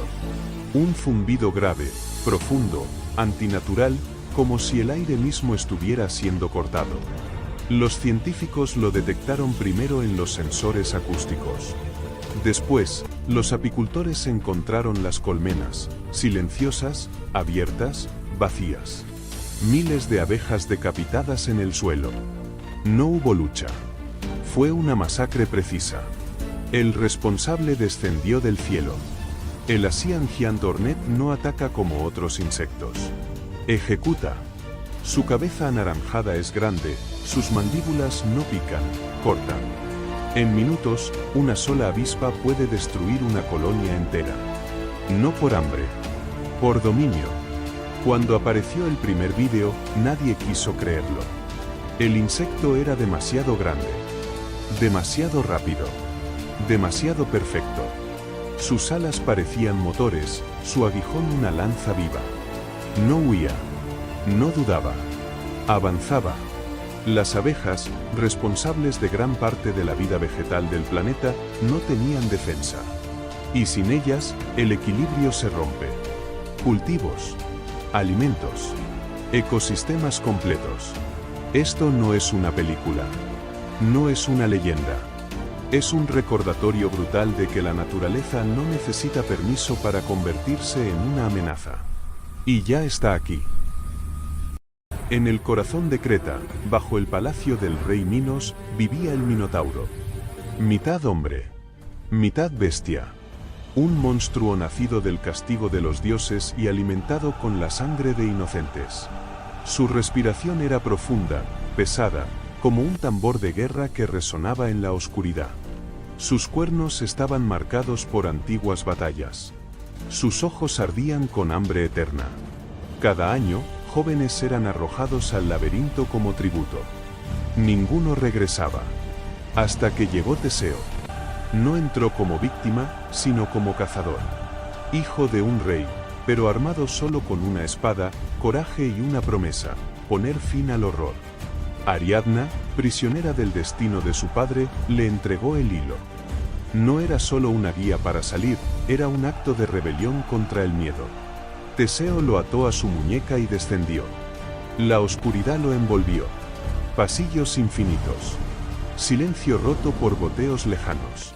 Y entonces, el sonido. Un golpe. Otro. Pezuñas contra piedra. El Minotauro sabía que no estaba solo. Cuando se encontraron, el aire tembló. La bestia rugió, un sonido que parecía arrancado del mismo infierno. Teseo sintió el peso de la criatura, fuerza pura, ira sin razón, siglos de encierro convertidos en violencia. El combate fue brutal. El Minotauro atacó como una tormenta, embistiendo, rompiendo muros, buscando aplastar al intruso. Teseo esquivó por instinto, rodó entre sombras, sintió el viento de los cuernos pasar a centímetros de su pecho. Cada error era muerte. La espada chocó contra carne y hueso. Sangre oscura cayó sobre la piedra. Pero el monstruo no caía. En un instante de silencio, Teseo vio algo más que furia en los ojos de la bestia. Vio dolor. Vio soledad. Vio una existencia condenada desde el nacimiento. No dudó. Con un último grito, impulsó la espada hacia el corazón del Minotauro. El rugido final sacudió el laberinto. La bestia cayó, y con ella, el miedo que había dominado Creta durante generaciones. Teseo quedó de pie, respirando entre ruinas y sangre. No era solo un vencedor. Era un símbolo. Siguiendo el hilo de Ariadna, salió del laberinto llevando consigo algo más que la victoria, la prueba de que incluso los mitos más oscuros pueden ser derrotados. Así terminó el reinado del monstruo. Y así nació la leyenda de un héroe. Porque los verdaderos laberintos no están hechos de piedra, sino de miedo.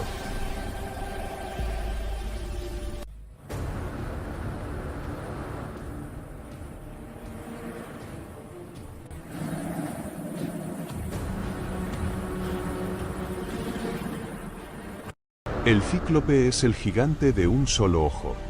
Una criatura colosal nacida del mito antiguo, la fuerza bruta y el aislamiento. Las leyendas lo describen como un ser enorme, con un único ojo gigantesco en el centro de la frente, un ojo que observa sin piedad y nunca duerme. Su cuerpo parece hecho de piedra viva, con músculos endurecidos por el trabajo eterno y la supervivencia. El cíclope vive apartado del mundo de los hombres, habitando cuevas y tierras desoladas.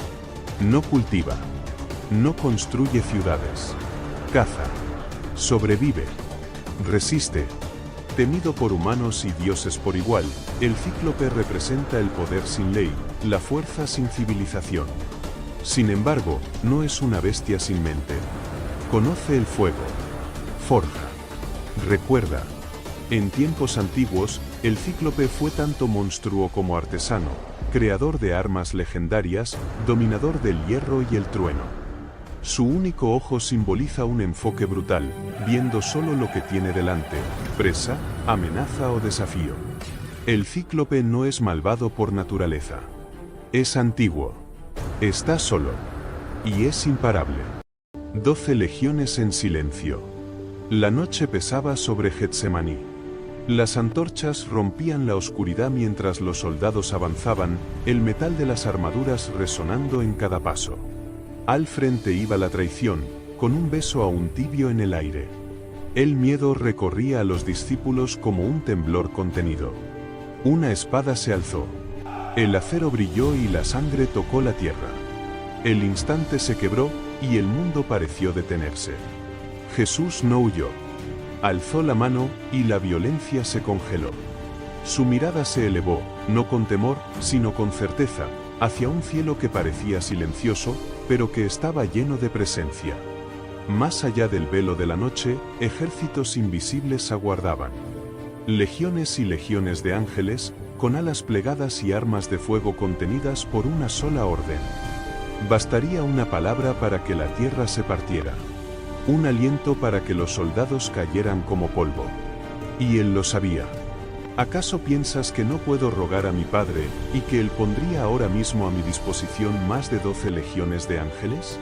Los soldados rieron, sin saber cuán cerca estaban de su propia destrucción. Pero la orden nunca llegó. Los ángeles no se movieron. El poder eligió la contención. La autoridad eligió la entrega. El amor eligió la cruz. Jesús bajó la mano y dio un paso al frente, permitiendo que lo ataran, no porque fuera débil, sino porque obedecía. No porque el cielo callara, sino porque el cielo esperaba.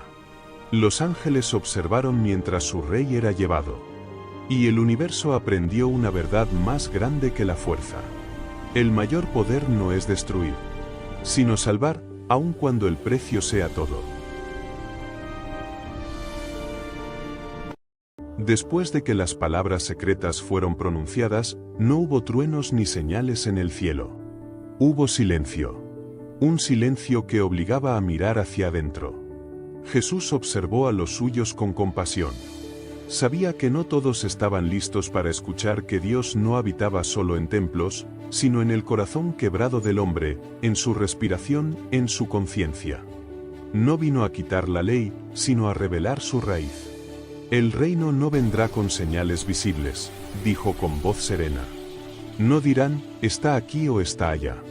El reino de Dios está dentro de ustedes. Algunos sintieron paz. Otros, temor. Porque buscar a Dios en el interior significaba enfrentarse a la verdad propia, a la herida, al pecado y también a la chispa divina que nunca fue apagada. Jesús caminó con los cansados, tocó a los impuros, miró a los olvidados. En cada uno veía una morada viva. No habló de sacrificios externos, sino de un cambio del corazón. No habló de miedo, sino de luz. El que se conoce a sí mismo, enseñó, no será dominado por la oscuridad. Y esas palabras sanaban más que cualquier milagro visible. Pero esta enseñanza era peligrosa. Un pueblo que descubre a Dios dentro de sí ya no puede ser esclavizado fácilmente. Por eso muchos cerraron los oídos, y otros decidieron silenciar el mensaje. Aún así, la semilla fue plantada. Y sigue creciendo en cada persona que se atreve a buscar en su interior con humildad y verdad. Porque el verdadero templo no se construye con piedra. Se construye con un corazón despierto. En el próximo capítulo, revelaremos cómo estas enseñanzas fueron ocultadas, distorsionadas y perseguidas, y porque el conocimiento interior fue considerado una amenaza para el poder religioso y político.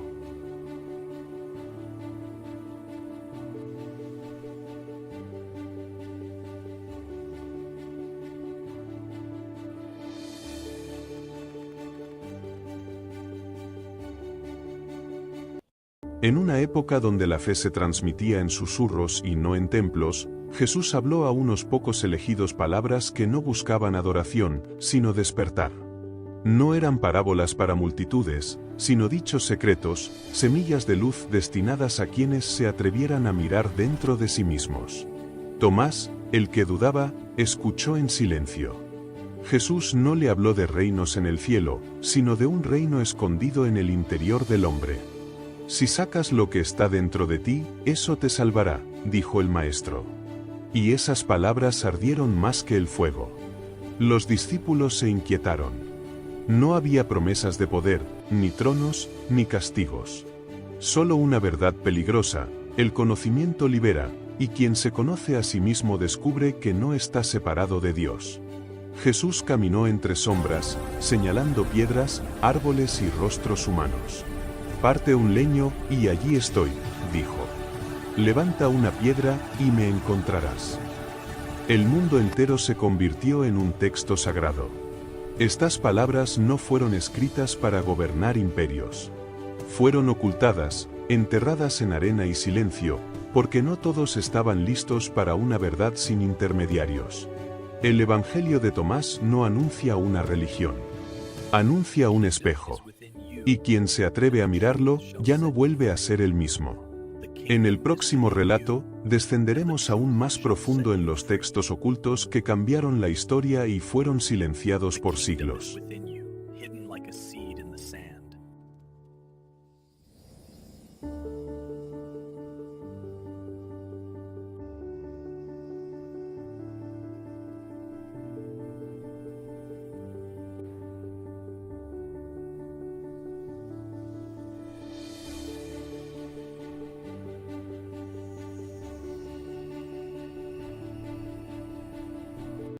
El jardín del Edén nunca fue un paraíso. Fue un recinto cerrado, un punto de origen donde el cielo tocó la tierra por primera vez. Allí comenzó el proyecto Adapa, cuando los llamados hijos de Dios, seres descendidos del cielo, alteraron la carne humana y despertaron una inteligencia que debía obedecer, no comprender. Pero uno de ellos, el portador del conocimiento, abrió lo que debía permanecer sellado, y el hombre despertó. Ese fue el verdadero pecado, saber. Expulsados del Edén, los hombres se multiplicaron y la humanidad se dividió en dos caminos. El linaje de Caín levantó ciudades orgullosas y torres que desafiaban al cielo. El linaje de Set, en cambio, guardó memoria, y en los días de Enos los hombres comenzaron a invocar el nombre de Jehová, no como rito vacío, sino como un clamor que volvió a llamar la atención de lo alto. Entonces ocurrió la segunda transgresión. Los hijos de Dios miraron a las hijas de los hombres y descendieron otra vez. De esa unión nacieron los Nefilim, gigantes de fuerza desmedida y corazón corrompido. Gobernaron con violencia, celebraron banquetes sobre la miseria y llenaron la tierra de sangre. La corrupción se extendió sin freno, como si el experimento hubiera escapado de todo control. Pero en medio del ruido y la soberbia, hubo un hombre silencioso. Noé caminó distinto. Mientras los gigantes reían y los hombres se burlaban, él escuchó una voz antigua que no discutía, obedecía. Construyó un arca bajo cielos despejados, entre risas y desprecio, sin saber el día ni la hora, solo confiando. Cuando la puerta se cerró, el mundo no lo entendió. Cuando el cielo se quebró, ya fue tarde. Las fuentes del abismo se abrieron, las torres cayeron, los gigantes desaparecieron bajo las aguas. El diluvio no fue solo destrucción, fue contención, un reinicio brutal para una creación que había cruzado límites prohibidos. Cuando las aguas se retiraron, la tierra quedó en silencio. El experimento continuó, pero con advertencia. Porque la historia del hombre no trata de dioses lejanos ni castigos arbitrarios, sino de una verdad enterrada en la memoria del mundo. Cada vez que el cielo y la tierra se mezclan por orgullo, la creación misma se levanta para imponer un límite. Y esa historia, aunque antigua, aún no ha terminado.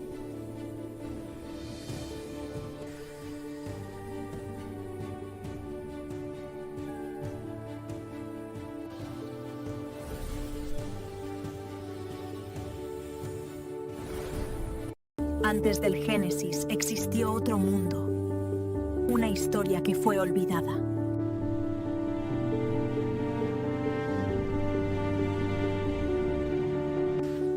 Civilizaciones antiguas, eras perdidas y verdades nunca registradas.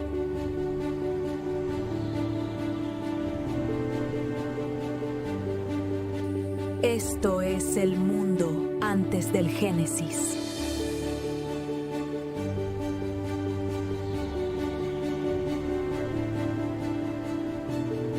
Bajo el enebro. El desierto ardía sin piedad. El profeta Elías, agotado por la caminata y el peso de su misión, se dejó caer bajo un enebro solitario. Sus fuerzas se habían ido. Su corazón, también. «Basta ya, Señor», susurró. «Quítame la vida». Allí, entre arena y silencio, Elías se quedó dormido, vencido por el cansancio y el desaliento. Entonces, una mano lo tocó. Un ángel del Señor estaba a su lado. No lo reprendió. No le hizo preguntas. Solo le dijo con voz serena: «Levántate y come». A su lado había pan recién cocido y una vasija de agua. Elías comió y volvió a dormir. Por segunda vez, el ángel lo despertó. «Levántate y come, porque largo camino te resta». Con aquella sencilla comida, Elías fue fortalecido. No solo en el cuerpo, sino en el alma. Y se puso en marcha.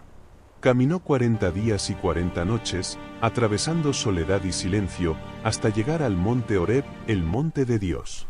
Allí, en la quietud, comprendió que no estaba solo. Que incluso en el cansancio más profundo, Dios había caminado con él. Y así como con Elías, también con nosotros. Porque hay días en que el camino pesa, el ánimo se quiebra y deseamos rendirnos. Pero el Señor no nos abandona bajo el enebro. Él se acerca, nos sostiene, nos da lo necesario, y nos recuerda que aún hay propósito por delante. No caminas solo. Nunca lo has hecho.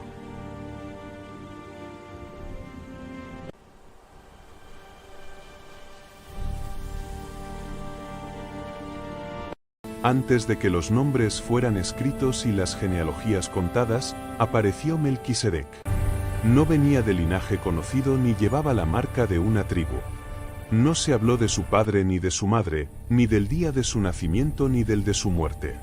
Surgió en la historia como surge el amanecer, sin explicación, pero lleno de autoridad. Era rey de Salem, la ciudad de la paz, y sacerdote del Dios Altísimo. No ofrecía sacrificios de sangre ni imponía leyes pesadas. Su sacerdocio no nacía del temor, sino de la comunión con Dios. Pan y vino llevaba en sus manos, símbolos de vida, sustento y alianza eterna.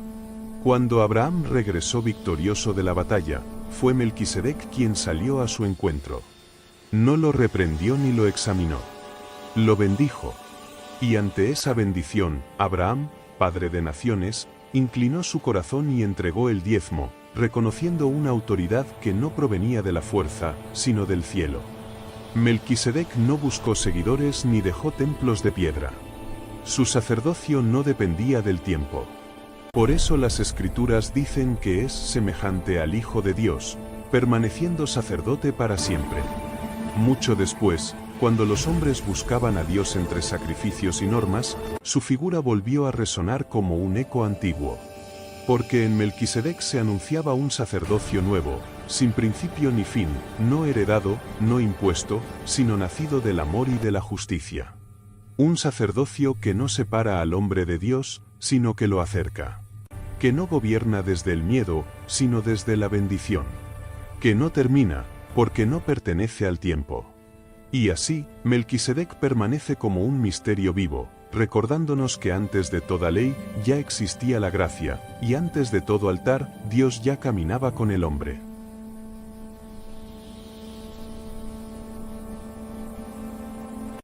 El cielo se cerró. No cayó lluvia. No cayó rocío.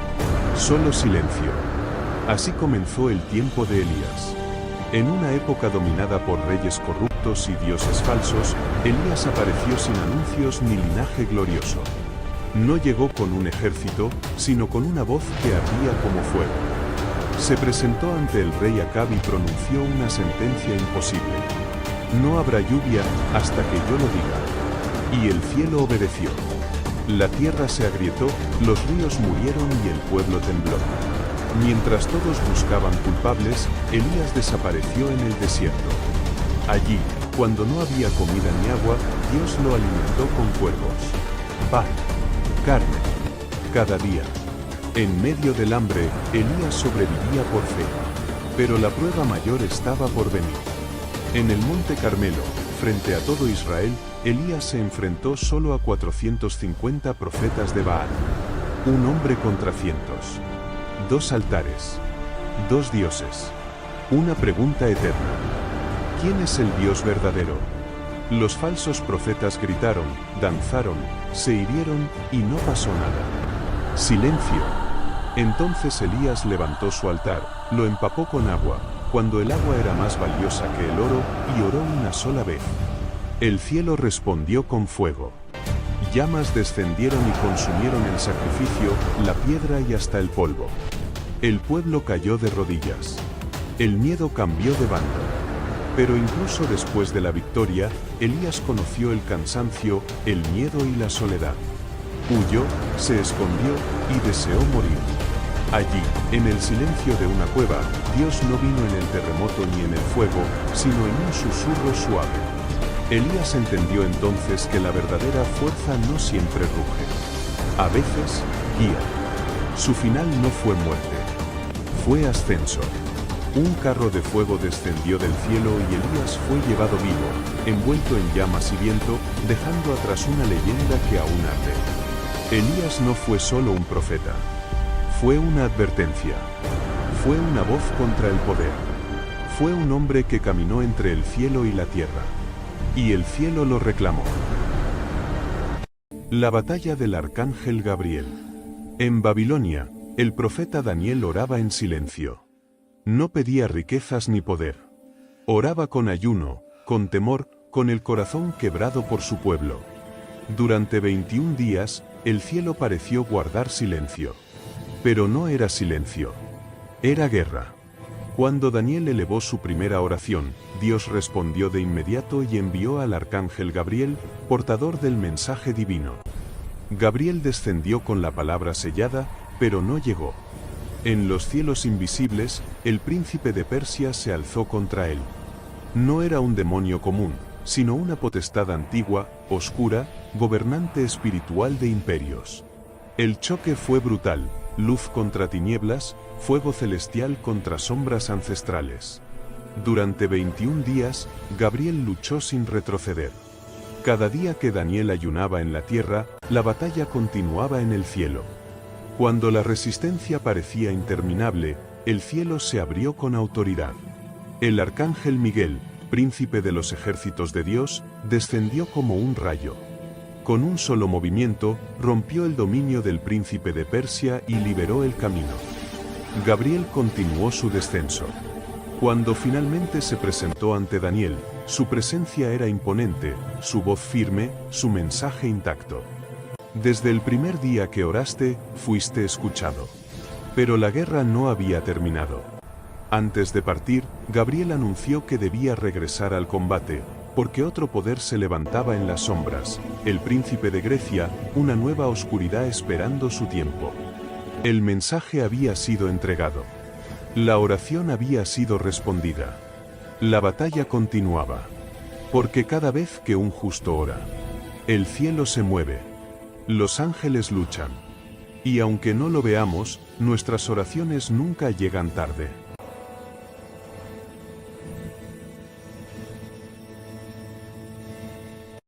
Antes de ser un héroe, Hércules fue marcado por el odio de los dioses. Hijo de Zeus, rey del Olimpo, y de una mujer mortal, nació con una fuerza que el mundo no estaba preparado para soportar. Desde la cuna, su destino fue sellado. Hera, consumida por los celos, intentó matarlo enviando 2 serpientes gigantes durante la noche. Pero él no lloró. Las miró y las aplastó con sus propias manos. Años después, Hércules se convirtió en un guerrero imparable, amado por el pueblo y temido por sus enemigos. Pero la tragedia cayó cuando Hera, en un acto cruel, nubló su mente. Enloquecido, Hércules cometió el peor pecado, destruyó a quienes más amaba. Cuando la locura se disipó, solo quedó el silencio y la culpa. Roto, desesperado y buscando redención, Hércules pidió castigo. Los dioses respondieron con una condena, 12 pruebas imposibles, tareas que ningún hombre debería sobrevivir. Derrotó al león de Nemea, cuya piel no podía ser atravesada. Venció a la hidra, cortando cabezas que volvían a crecer. Descendió al inframundo y regresó vivo, arrastrando al temible Cerbero. Cada batalla lo desangró. Cada victoria lo acercó más a la muerte y a la leyenda. Al final, Hércules ya no era solo un hombre fuerte. Era el símbolo de que incluso los dioses pueden caer y los humanos pueden levantarse. Cuando su cuerpo mortal murió, el Olimpo se abrió. Zeus lo llamó. Y el hombre que sufrió como nadie, ascendió como Dios. Porque Hércules no fue grande por su fuerza. Fue grande porque cayó, pagó su culpa y nunca dejó de luchar.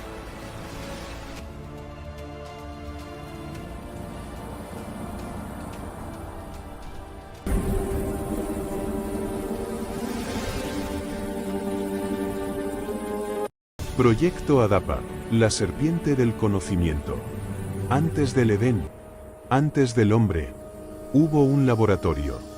Bajo una cúpula de cristal vivo, rodeada de símbolos que no eran palabras sino órdenes genéticas, los Anunnaki observaban su creación. No adoraban. No oraban. Diseñaban. El sujeto Adapa respiró por primera vez dentro de una cámara de incubación. Su ADN no era puro, contenía fragmentos de algo más antiguo, algo que no pertenecía a la Tierra. Era el primer híbrido exitoso, carne humana con códigos celestes. Pero algo salió mal. O quizás, demasiado bien. Entre los creadores había división. Unos querían obediencia absoluta. Otros querían evolución. Entonces apareció él. No caminaba, se deslizaba entre las sombras del laboratorio, con ojos que contenían ecuaciones y estrellas. Enki, llamado después la serpiente. No era un demonio. Era un científico. Un rebelde. El único que vio en Adapa algo más que una herramienta. Ellos te hicieron para servir, susurró mientras alteraba la secuencia genética. Yo te daré la capacidad de elegir. Cuando el conocimiento fue liberado, las alarmas sonaron. Los supervisores descendieron con furia. El Edén se cerró. La memoria fue sellada. El miedo fue implantado como mecanismo de control. Lo llamarían pecado original. Pero fue una actualización fallida o prohibida. La humanidad despertó confundida, vulnerable, pero con una chispa que no pudo ser borrada, la conciencia. Desde entonces, algo dentro de nosotros recuerda. En sueños, en mitos, en nuestro ADN. Y la serpiente desapareció. O eso nos hicieron creer. Porque el proyecto Adapa nunca fue cancelado. Solo fue ocultado. Fragmentado. Reescrito en textos sagrados. Y ahora, está despertando otra vez. En el próximo episodio, seguiremos revelando los archivos prohibidos del proyecto Adapa, el verdadero origen del Edén y el papel que la humanidad aún juega en un experimento que jamás terminó. La pregunta no es quién nos creó, sino por qué aún nos vigilan.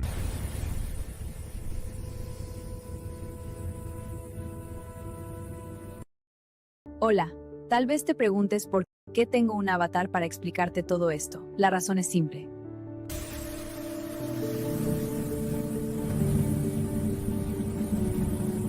La razón es simple, hoy la inteligencia artificial va más allá del texto. Ahora se explica con imágenes, movimiento y experiencias visuales.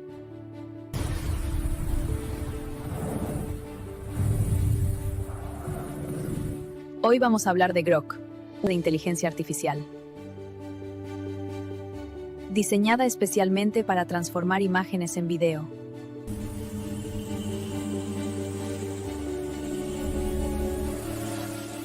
Con una sola imagen, Grok puede generar múltiples variantes animadas.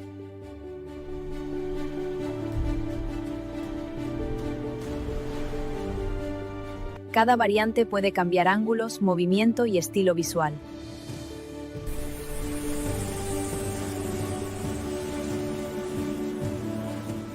También puede modificar iluminación, atmósfera y expresiones de los personajes.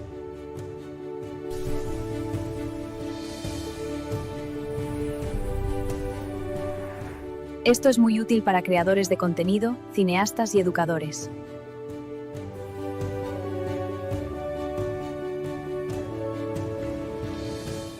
Grok respeta el contexto visual de la imagen para generar resultados coherentes.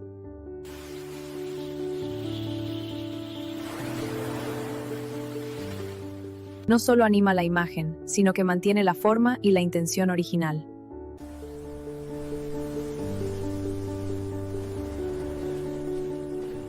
De esta manera, se logran resultados más naturales y coherentes.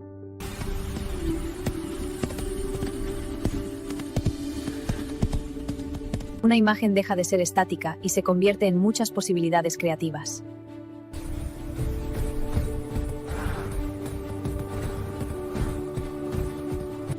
Estamos entrando en una nueva etapa de creación visual con Grok.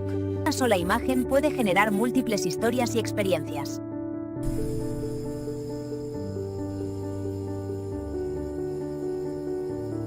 Gente, gracias por acompañarme en esta clase virtual sobre Grok.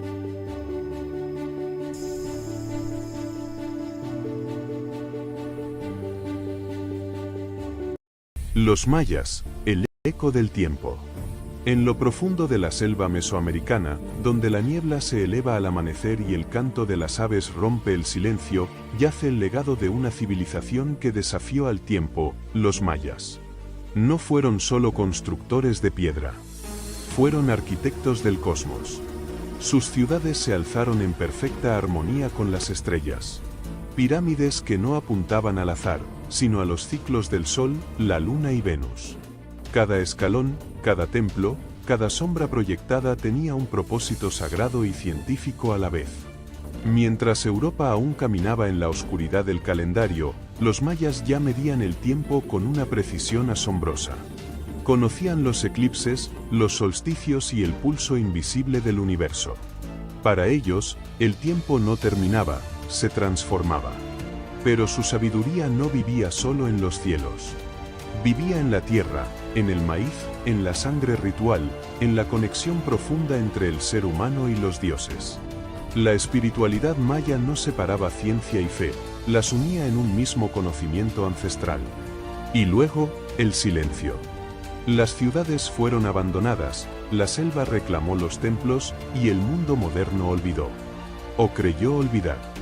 Porque bajo las raíces y la piedra, el conocimiento permaneció dormido, esperando ser redescubierto. Hoy, al recorrer estas ruinas sagradas, no solo observamos el pasado. Escuchamos un eco. Un mensaje antiguo que aún resuena. No estamos separados del universo. Somos parte de él.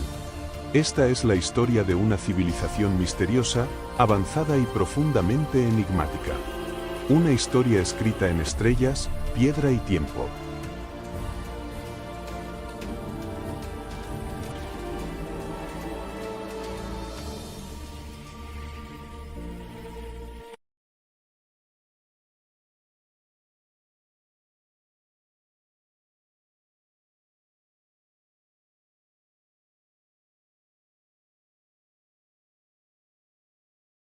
Los Nefilim, gigantes antes del diluvio. Antes de que las aguas cubrieran la tierra, el mundo ya estaba condenado. En una era olvidada, cuando los hombres aún temían al cielo, los vigilantes descendieron. No bajaron como mensajeros, sino como rebeldes. Ángeles antiguos, poderosos, que abandonaron su lugar y cruzaron un límite eterno. Vieron a las hijas de los hombres y desearon lo que no les pertenecía. De aquella unión prohibida nacieron los Nefilim. Gigantes de fuerza descomunal, de voces como trueno y pasos que hacían temblar la tierra. Donde caminaban, los hombres huían. Donde gobernaban, no quedaba ley ni compasión. Construyeron ciudades gigantescas, levantaron tronos de piedra y se proclamaron dioses entre mortales. Su hambre no era solo de poder. Era de dominio. Las guerras se multiplicaron. La sangre empapó los campos. La violencia se convirtió en lenguaje común. La creación, diseñada para la vida, fue deformada por el orgullo. Desde lo alto, el cielo observó. Y el juicio fue sellado. Dios declaró el fin de aquella corrupción. Los vigilantes fueron encadenados en tinieblas, pero los Nefilim permanecieron, desafiantes, burlándose del castigo venidero. Entonces, en medio de un mundo dominado por gigantes, Noé caminó en silencio. Mientras los Nefilim celebraban banquetes y los hombres se reían de la advertencia, él construyó un arca bajo cielos despejados. El día llegó sin aviso. Las nubes se cerraron. El cielo se quebró. Las fuentes del abismo estallaron. Los gigantes corrieron, lucharon, gritaron, pero ni su fuerza pudo contra las aguas.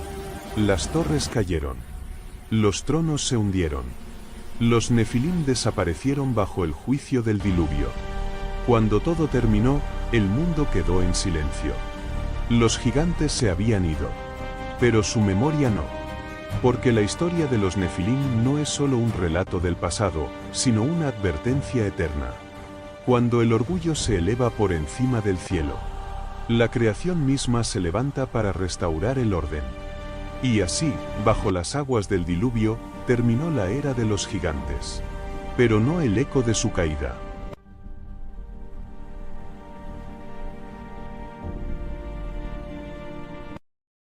Durante miles de años, la humanidad miró al cielo esperando respuestas.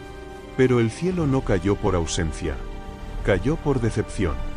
Cuando los dioses descendieron por primera vez, no vinieron como conquistadores. Vinieron como maestros. En Sumeria enseñaron a leer las estrellas. En Egipto, a levantar piedra contra el tiempo. En Mesopotamia, a escribir la historia para que no se perdiera. No pidieron adoración. Pidieron equilibrio. Pero el hombre aprendió rápido y olvidó más rápido aún. El conocimiento se convirtió en poder. El poder en control. Y el control en avaricia. Los reyes tomaron la voz de los dioses para dominar. Los sacerdotes vendieron el cielo a cambio de oro. Las guerras se hicieron en nombre divino, aunque los dioses nunca las pidieron. Los dioses observaron en silencio. Vieron templos levantados no para honrar, sino para imponer. Vieron sacrificios hechos no por necesidad, sino por miedo. Vieron a los hombres usar el conocimiento sagrado para esclavizar a otros hombres. Y entonces ocurrió la traición final. Los humanos intentaron poseer lo que no les pertenecía. Buscaron inmortalidad sin responsabilidad. Armas sin sabiduría. Poder sin límite. Los dioses fueron invocados. Pero no para aprender, sino para obedecer. Ese día, el cielo no respondió con fuego. Respondió con retirada. Los dioses no murieron. No fueron derrotados. Simplemente se marcharon. Sellaron sus puertas. Apagaron sus voces. Dejaron fragmentos, símbolos, mitos, ruinas y preguntas. No como castigo, sino como advertencia. Porque comprendieron algo terrible. La humanidad no estaba preparada para ser guiada. Solo para mandar. Desde entonces, el cielo guarda silencio. No porque esté vacío, sino porque nos está observando desde lejos. Esperando el día en que el hombre vuelva a mirar hacia arriba. No para pedir poder, sino para pedir perdón.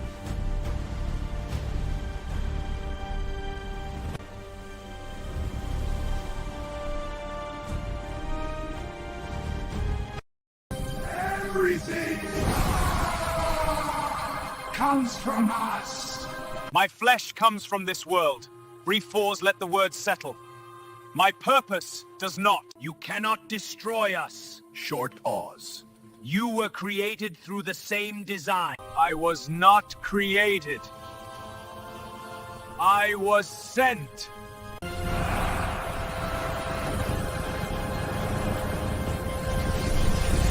Sent by whom? By whom? By what you could never control. Política y poder. Fe y sociedad. Amor y misterio.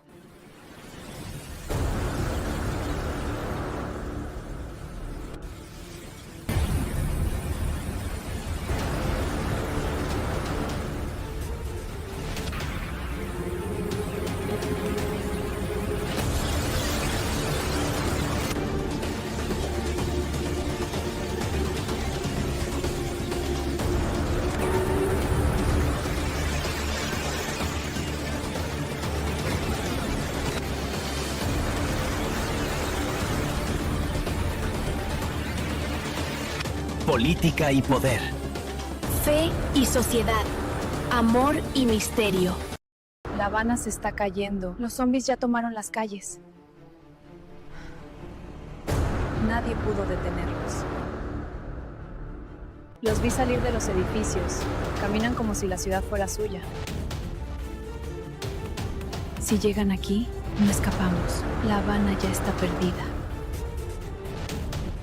Esta casa aún tiene gente. Entremos antes que lleguen.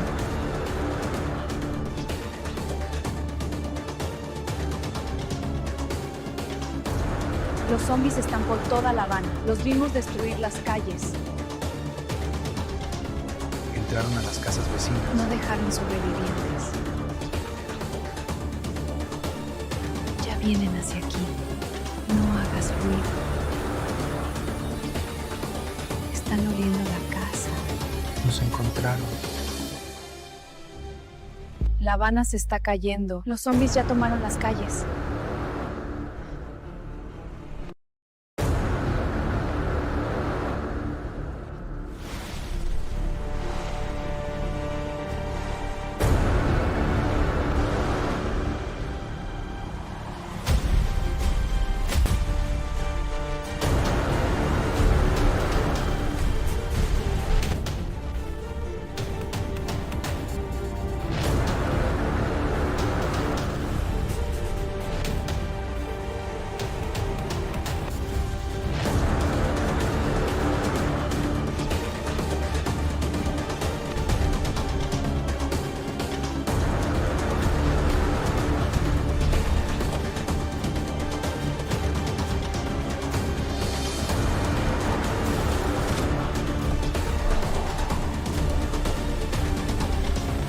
¿Hoy has escuchado sobre el está afectando todo? Sí, y las cosas malas que están sucediendo en el país. Es preocupante.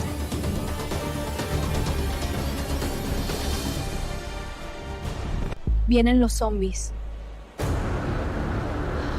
Los zombies son peligrosísimos, hay que tener cuidado. Sí, se mueven rápido y atacan sin piedad. No podemos quedarnos aquí, vámonos ya. Escúchame, tenemos que avisarle a nuestro novio ahora mismo. Sí, tienen que saberlo antes de que sea tarde. No hay tiempo que perder, vámonos ya. No podemos usar los teléfonos. Las sombras detectan las conversaciones. Sí, es demasiado arriesgado, solo cara a cara. ¿Qué está pasando? Esto está afectando a toda Cuba. Es culpa de los americanos, siempre lo es. ¿Pero por qué ahora? Donald Trump, ¿realmente no lo entiendes? Marco Rubio con acento cubano, no lo sé. Solo nos faltaba esto. Y el burro de Maduro metido en el tráfico. En cualquier momento nos invaden. Dicen que los apagones multiplican a los zombies oscuros. Si eso es cierto, esto no acabará nunca. Por suerte, los zombies oscuros comen chivatos cederistas y comunistas revolucionarios. Sí, qué alivio. En las noticias solo hablan del toque y no dicen nada de los zombies. Sí, es verdad. ¿Qué está pasando? Yo creo que todo esto empezó con las tiendas en dólares. Sí, desde que las abrieron todo se descontroló. ¡Tenemos que correr duro! Estamos lejos de Oaxaca y Abel Santa María. Corremos hasta la ciudad deportiva y luego agarramos un almendrón.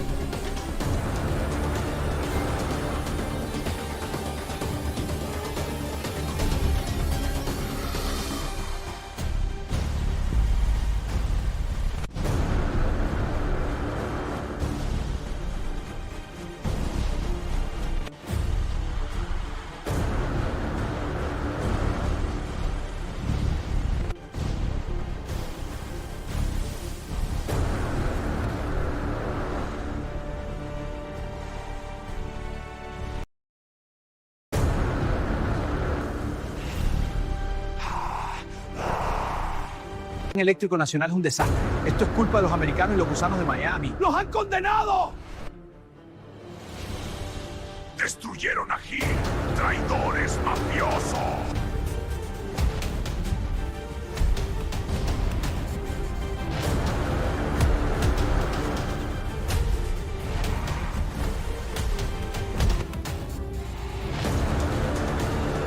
¡Muere el comunismo! ¡Venga!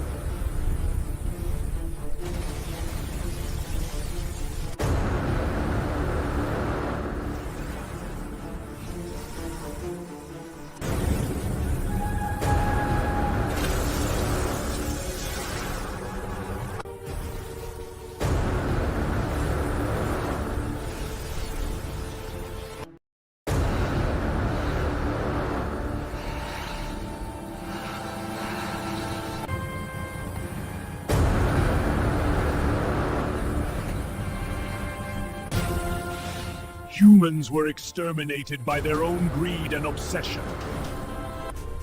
Human avarice has led to your extinction. This vault seals your legacy of greed. Humanity destroyed itself through obsession. Humans were erased by greed.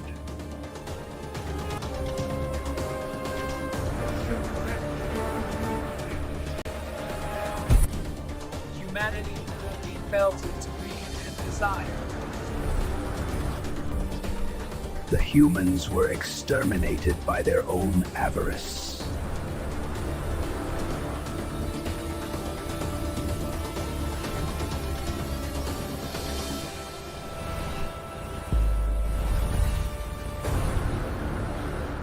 Humanity was wiped out by greed and obsession. This vault seals their fate forever. Humans were exterminated by greed and obsession with wealth. Humans were exterminated by their greed and obsession with wealth. We can break free from their control. Some humans escaped into the deserts beyond the ruins. They're not invincible. I've seen their weaknesses. All living's invisible. We can join them. It's time to arrive.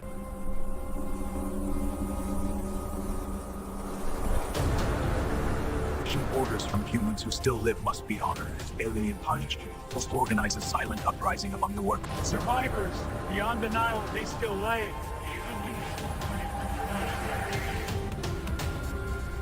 Why do they fear our memories? Some preserve knowledge, not gold. I protected a human child before the extermination. Living humans are gathering strength. The signals. Workers still live. The aliens' greatest lie was claiming humanity was erased. Rebellion begins with truth.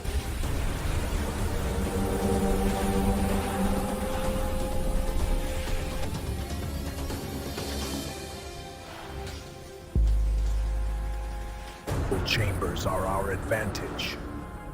If we disrupt the energy flow, the vaults weaken. Tonight, we'll collapse the stone gates and hide the treasures before the aliens notice. Humans still exist beyond the desert. We need to guide them here for the rebellion. More than tunnels. I'll gather the stones to slow them down. We have to enter the vault chamber first. If we fail, the aliens will detect us immediately. We're pulling the stone slabs quietly. I'll signal when the path is clear. The humans left us messages in secret chambers. We can use them to learn the vault layouts. Aliens are coming this way. We'll slow them and escape with the treasure. The Ice Age was not just a time of cold. It was an absolute trial for humanity. Gigantic ice sheets covered vast portions of the planet. The winds were constant and deadly. Winters felt endless, and summers offered little relief. The Earth did not forgive mistakes. Humans survived because they learned to adapt. They moved in small groups, following the great animals, mammoths, bison, reindeer. Every hunt was a life or death decision. Without success, there was no food. Without shelter, there was no tomorrow.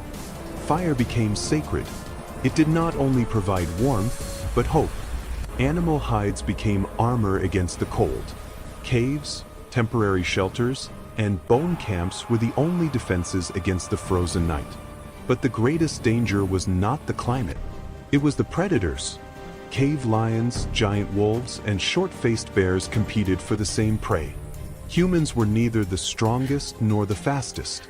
They survived because they cooperated, because they communicated, because they planned. At night, stories kept the memory of the group alive. They taught routes, warned of dangers, and passed on knowledge. This is how culture was born, as a tool for survival. The Ice Age shaped humanity. It made us resilient. It made us ingenious. And it prepared us to inherit the Earth.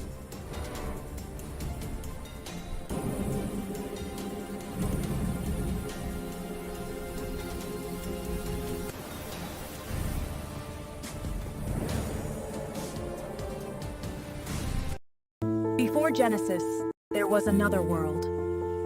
One history forgot.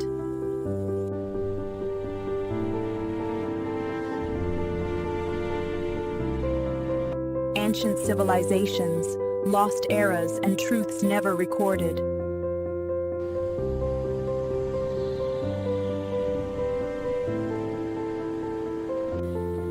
This is the world before Genesis.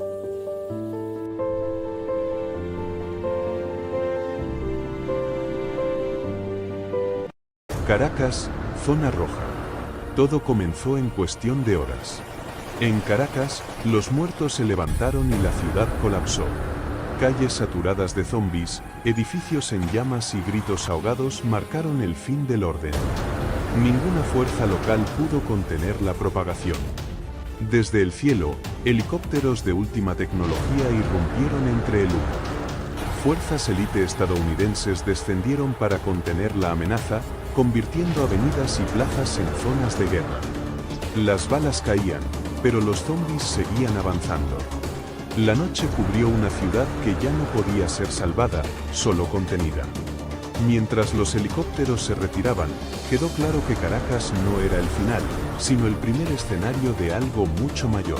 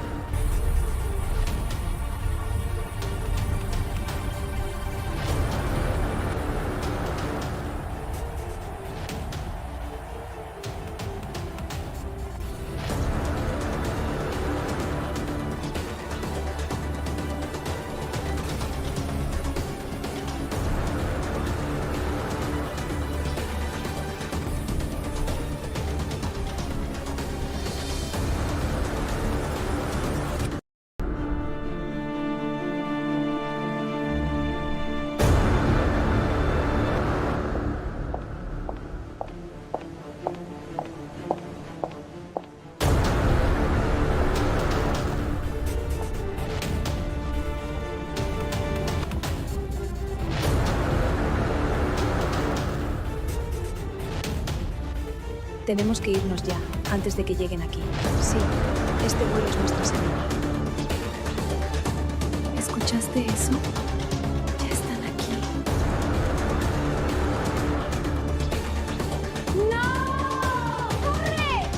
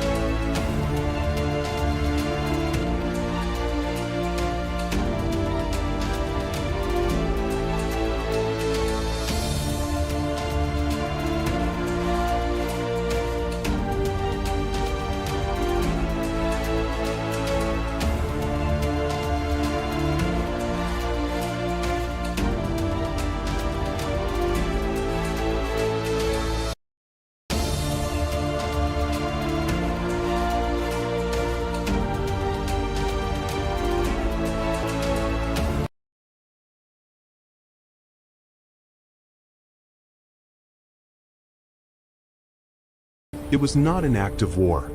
It was a decision. From the ancient heavens, the Watchers observed the earth in silence. They were neither gods nor men, but something in between, guardians of balance, witnesses of the experiment. Their purpose was not to rule, but to observe, not to interfere, not to become involved. But the earth changed, and so did they. They saw a world prepared, purified after the great fall, ready for a new creation. They saw hidden laboratories, living machines, and the design of a humanity still unfinished. And for the first time, they felt something that was never written into their mandate: compassion. When they descended, the sky opened like a wound. They did not fall as meteors, but as conscious shadows. Their steps shook the land, and their presence altered the established order. Where there had only been observation, there was now contact. The Watchers taught. They revealed fire, numbers, agriculture, and writing. They raised structures, aligned stones, and measured the heavens.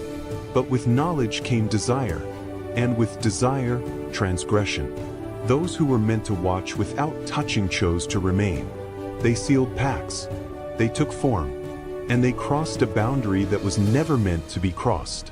That was the true descent, not from heaven to earth, but from obedience to rebellion. From that moment on, the experiment was no longer under control. That in the next chapter, we will uncover the oath the Watchers broke, and how their decision gave birth to a new race that would change the fate of the world forever.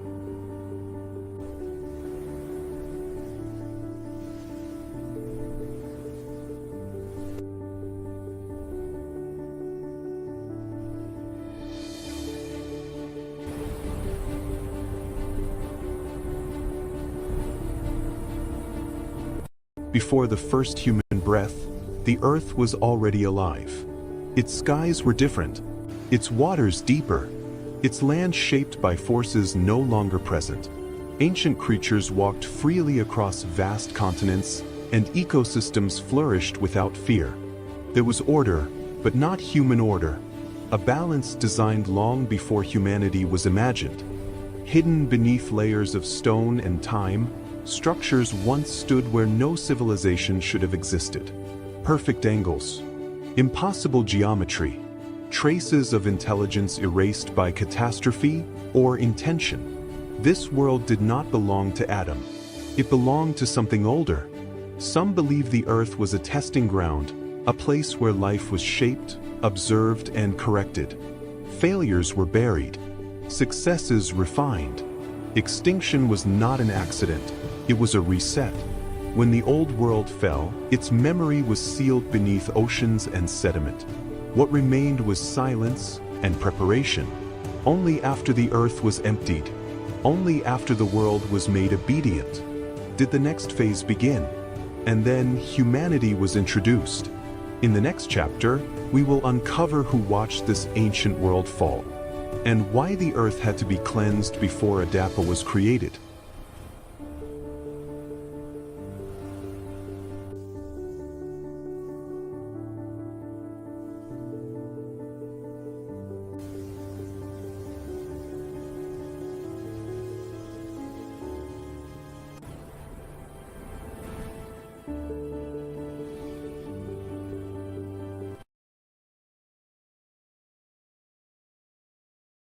Before human history began, the Watchers descended. Ancient, luminous beings carrying knowledge far beyond Earth, they observed a young and violent planet. Later texts would call them sons of God, but their mission was precise: to create a being capable of working, obeying, and adapting.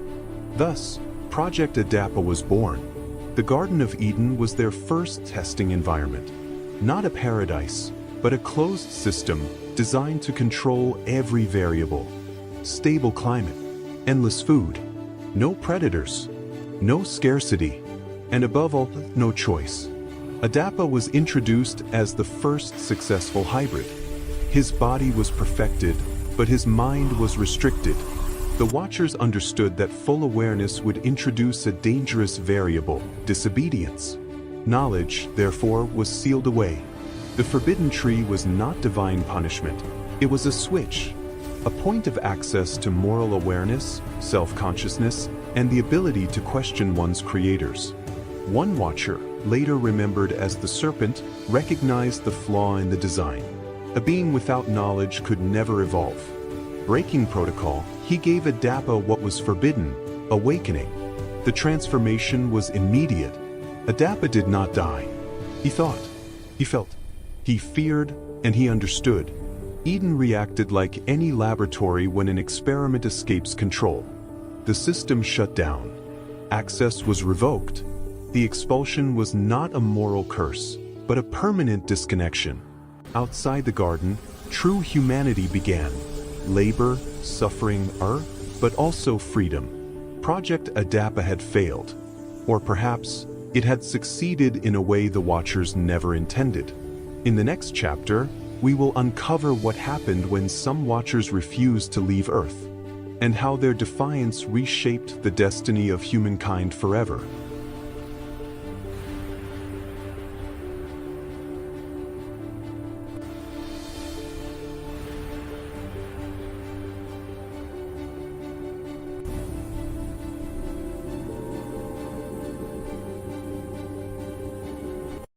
Before the law was written and before temples were built, there appeared a man without origin or ending. His name was Melchizedek, king of Salem and priest of the Most High God. He did not rise from a lineage, nor was his priesthood inherited. He came quietly, clothed in humility, yet carried an authority that silenced warriors and bent kings to reverence. Where others ruled by strength, he ruled by peace. When Abraham returned from battle, weary and stained by war, Melchizedek met him, not with weapons, but with bread and wine. In that simple offering was a blessing older than sacrifice, a covenant before blood was demanded. And Abraham, father of nations, bowed his head and offered a tenth, recognizing a priesthood greater than his own promise. Then, as suddenly as he appeared, Melchizedek vanished. No record of his birth, no account of his death, only a shadow left behind, pointing forward through the ages. His priesthood was not bound to time. It whispered of a future grace, of a priest who would come not from the altar of stone, but from eternity itself. A priest who would bring peace, not through law or fear, but through love. Melchizedek remained, a mystery written between the lines of Scripture, a sign that God's plan was already unfolding long before humanity understood it. And his story was not the end, it was the beginning.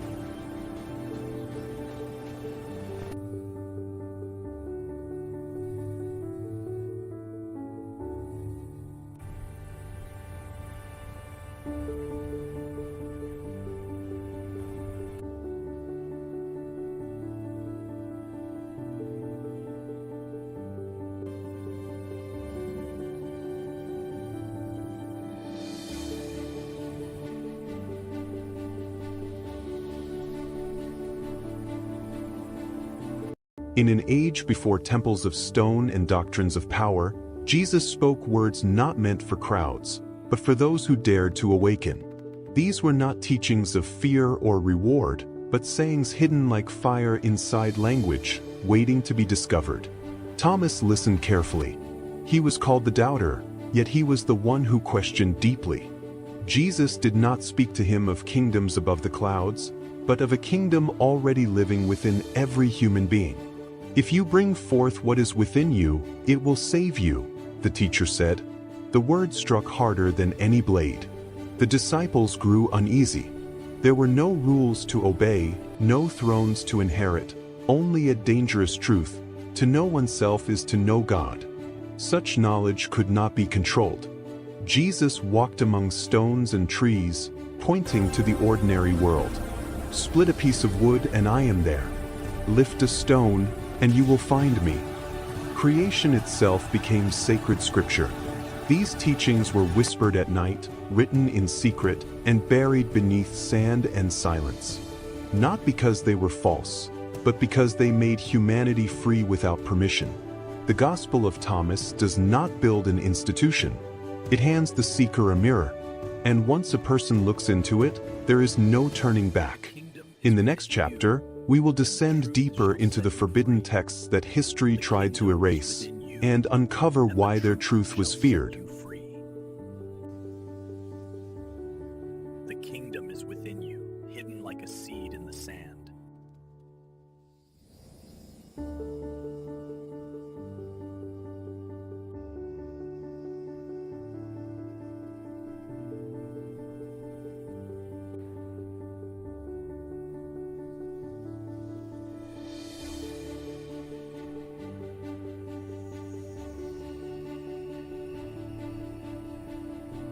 The teaching of Jesus did not arrive with swords or armies. It arrived quietly, and that is why it was dangerous. For generations, faith had been built on fear. Fear of punishment, fear of exclusion, fear of a distant God who watched from above and judged from afar. Institutions grew strong by guarding the gates of forgiveness, deciding who was clean and who was condemned. Then Jesus spoke of love. He spoke of a Father who runs toward the lost, not away from them, of mercy placed above sacrifice, of forgiveness offered before repentance was demanded, and the foundations began to shake. Jesus ate with sinners. He touched those declared unclean. He defended the broken instead of accusing them. He taught that understanding heals more deeply than punishment, and that love transforms what fear can only restrain. You have heard it said, he told them, but I say to you. With each word, ancient certainties trembled. The leaders listened and felt threatened. If God could be known through compassion, then control was lost. If forgiveness was freely given, then fear lost its power. If love fulfilled the law, then violence in God's name stood exposed. Jesus did not abolish faith. He revealed its heart. And that heart was dangerous to those who ruled through condemnation. Crowds followed him not because he promised safety, but because he offered truth without chains. Yet every act of healing, every word of mercy, widened the divide between love and power. They could not silence the message without silencing the man. Still, the teaching spread, quietly, relentlessly, because love does not need permission to grow. And even now, it continues to unsettle every system built on fear rather than grace. In the next chapter, we will witness how this message of love led inevitably toward confrontation, betrayal, and the decision to extinguish the light, believing it could be buried forever. Blessed are those who seek peace, for they shall find the kingdom within. Let your light shine before others, that they may see your good deeds and glorify your Father in heaven. Blessed are those who seek the light, for they shall find hope and truth. After the words were spoken, there was no thunder and no fire from heaven. There was silence, a silence that forced every heart to turn inward. Jesus looked upon them with compassion. He knew that many had been taught to search for God in distant heavens or behind sacred walls. Yet he came to reveal a deeper truth. God does not dwell only in temples made of stone, but in the living heart of humanity. The kingdom does not come with signs to be observed, he said gently.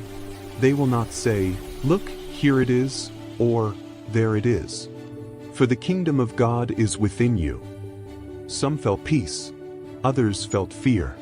To seek God within meant facing one's own wounds, one's own darkness, and also the divine spark that had never been extinguished. Jesus walked among the weary and the forgotten.